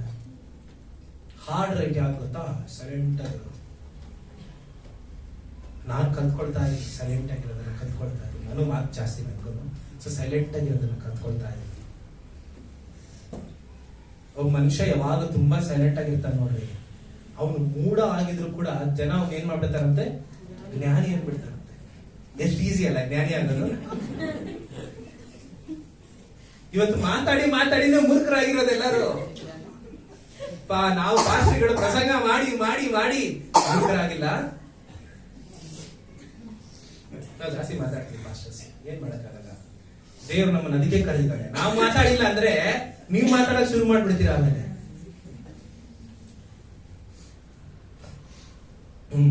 Choose hard right over easy wrong. ಸುಲಭವಾದ ತಪ್ಪಿಗಿಂತ ಕಷ್ಟಕರವಾದ ಮೌನವನ್ನು ಆರಿಸ್ಕೊಳ್ರಿ. ನಿಮ್ ಗಂಡ ಬಂದ ಸೈಲೆಂಟ್ ಆಗಿರಿ, ನಿಮ್ ಹೆಂಡತಿ ಬಂದ ಅಂದ್ರೆ ಸೈಲೆಂಟ್ ಆಗಿರಿ. ಅವ್ರಿಗೆ ಬೇಜಾರಾಗ್ಬಿಡ್ತಾರೆ. ಅವ್ರಿಗೆ ಬೇಜಾರಾಗ್ತು, ಎಷ್ಟು ಮಾತಾಡಿದ್ರು ಮಾತಾಡಲ್ಲ ಇದು ಬಿಟ್ಬಿಟ್ಟು ಹೋಗ್ಬಿಡ್ತಾರೆ. ಎಷ್ಟೋ ಜನಕ್ಕೆ ರಿಲೇಟ್ ಆಗ್ತಾ ಇದೆಯಲ್ಲ? ಪರಿಸ್ಥಿತಿಗಳು ತುಂಬಾ ಅನ್ಸರ್ಟನ್ ಆದಾಗ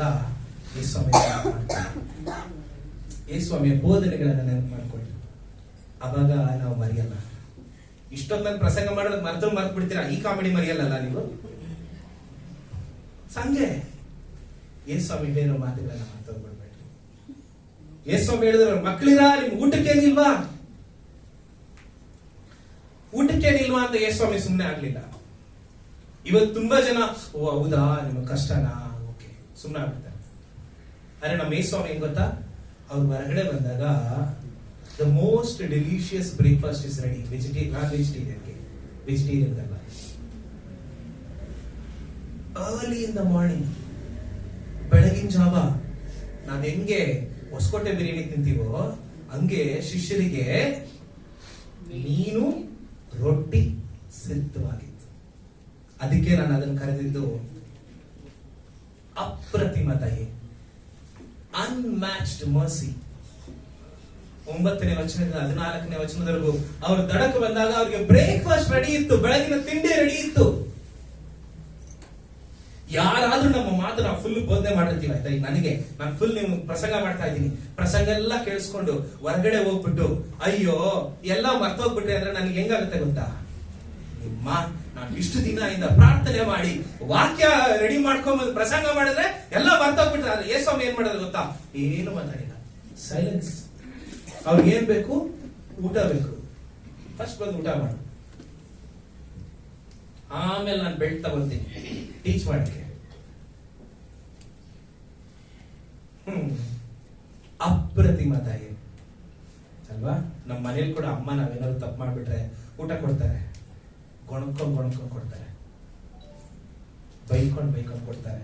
ಆದ್ರೆ ನಾನು ಯೇಸುಸ್ವಾಮಿ ಶಿಷ್ಯರು ಯೇಸುಸ್ವಾಮಿನೇ ಮರ್ತೋಗಿ ಆತನ ಮಾತುಗಳನ್ನೇ ಮರ್ತೋಗಿದ್ರು ಕೂಡ ಆತನ ಪ್ರೀತಿಯಿಂದ ಬಂದು ಊಟ ಮಾಡಿ. ಅದಕ್ಕೆ ಅಪ್ರತಿಮ ದಯೆ ಅಂತ ಹೇಳೋದು. ಯಾರು ಮ್ಯಾಚ್ ಮಾಡ್ಲಿಕ್ಕೆ ಆಗದೆ ಇರುವಂತ ಒಂದು ದಯೆ, ಒಂದು ಕರುಣೆಯನ್ನ ಯೇಸುಸ್ವಾಮಿ ನಮಗೆ ಕೊಟ್ಟರು.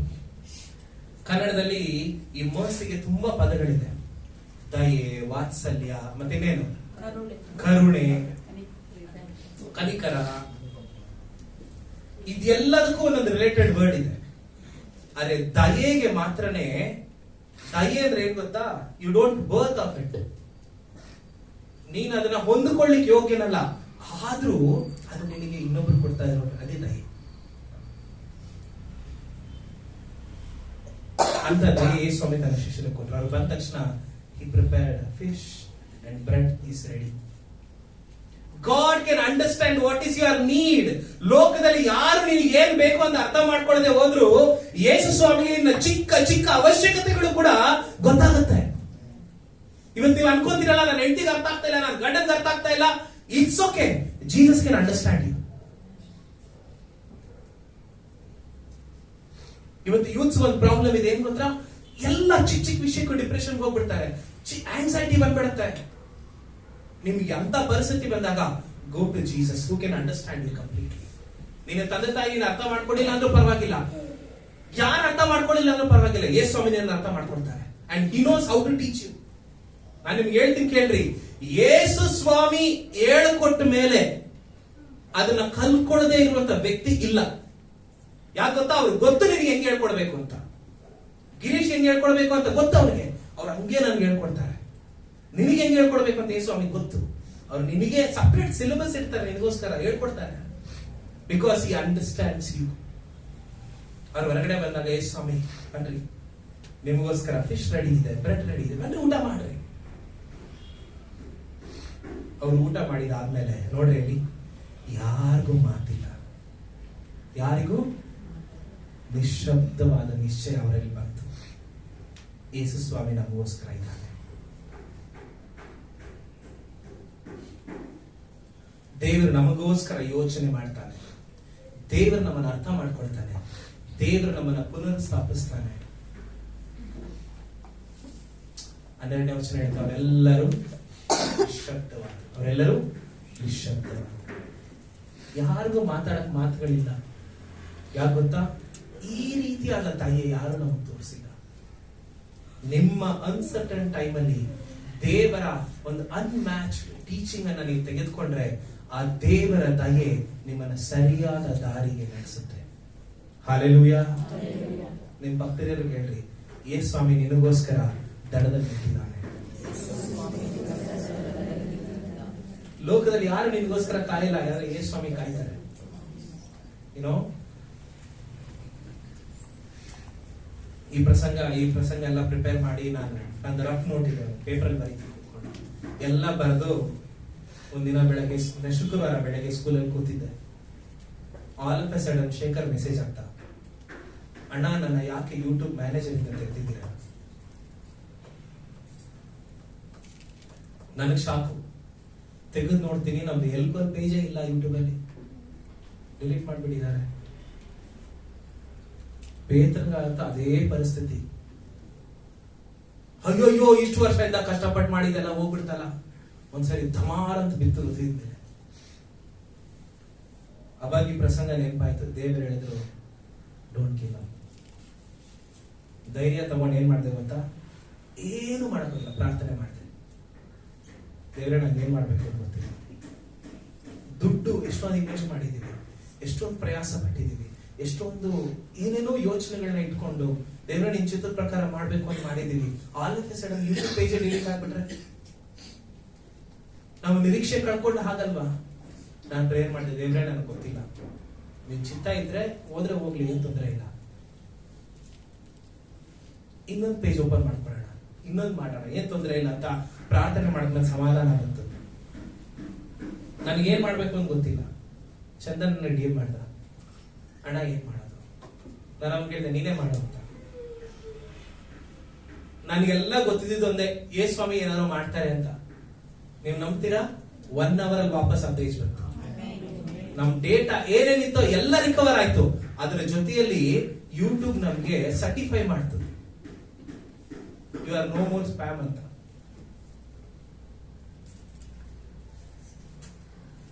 ಈಸಿ ಟು ಪ್ರೀಚ್ ಅಲ್ಲ, ಪರಿಸ್ಥಿತಿಗಳು ಬಂದಾಗ ಎದುರಿಸೋದು ಕಷ್ಟ.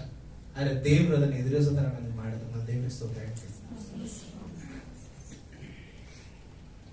ಸೈತಾನನಿಗೆ ಸ್ಥಳ ಕೊಡ್ಬೇಡ್ರಿ. ಯಾಕೆ ಗೊತ್ತಾ? ನಮ್ಮ ದೇವರು ಮಾತನಾಡುವಂತ ದೇವರು. ನಾನು ನಂಬ್ತೀನಿ ಇವತ್ತು ದೇವರು ನಿಮ್ಮ ಹತ್ರ ಮಾತಾಡಿದ್ದಾನೆ ಅಂತ. ದೇವರು ನಮ್ಮನ್ನ ಪುನರ್ ಸ್ಥಾಪಿಸ್ತಾರೆ. ಯಾಕೆ ಗೊತ್ತಾ? ಆತನು ನಮ್ಮ ತಂದೆ, ಪ್ರೀತಿ ಉಳ್ಳ ತಂದೆ, ದಯವುಳ್ಳ ತಂದೆ ಆಗಿದ್ದಾರೆ. Hallelujah, hallelujah. ದೇವರು ನಿಮ್ಮನ್ನು ಆಶೀರ್ವಾದ ಮಾಡಲಿ. ನಾವೆಲ್ಲರೂ ಒಂದು ನಿಮಿಷ ಕಣ್ಣುಗಳನ್ನು ಮುಚ್ಚಿ ನಮ್ಮ ಎಲ್ಲ ಪರಿಸ್ಥಿತಿಗಳನ್ನ ನೆನಪು ಮಾಡ್ಕೊಳ್ಳೋಣ.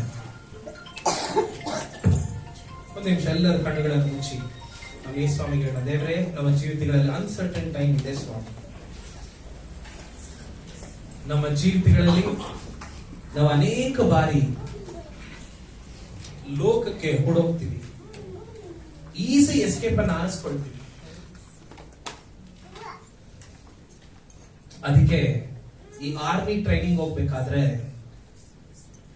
ಅವ್ರು ಟೀಚ್ ಮಾಡ್ಬೇಕಾದ್ರೆ ಹೇಳ್ತಾರಂತೆ, the more you sweat in practice the less you bleed in battle field.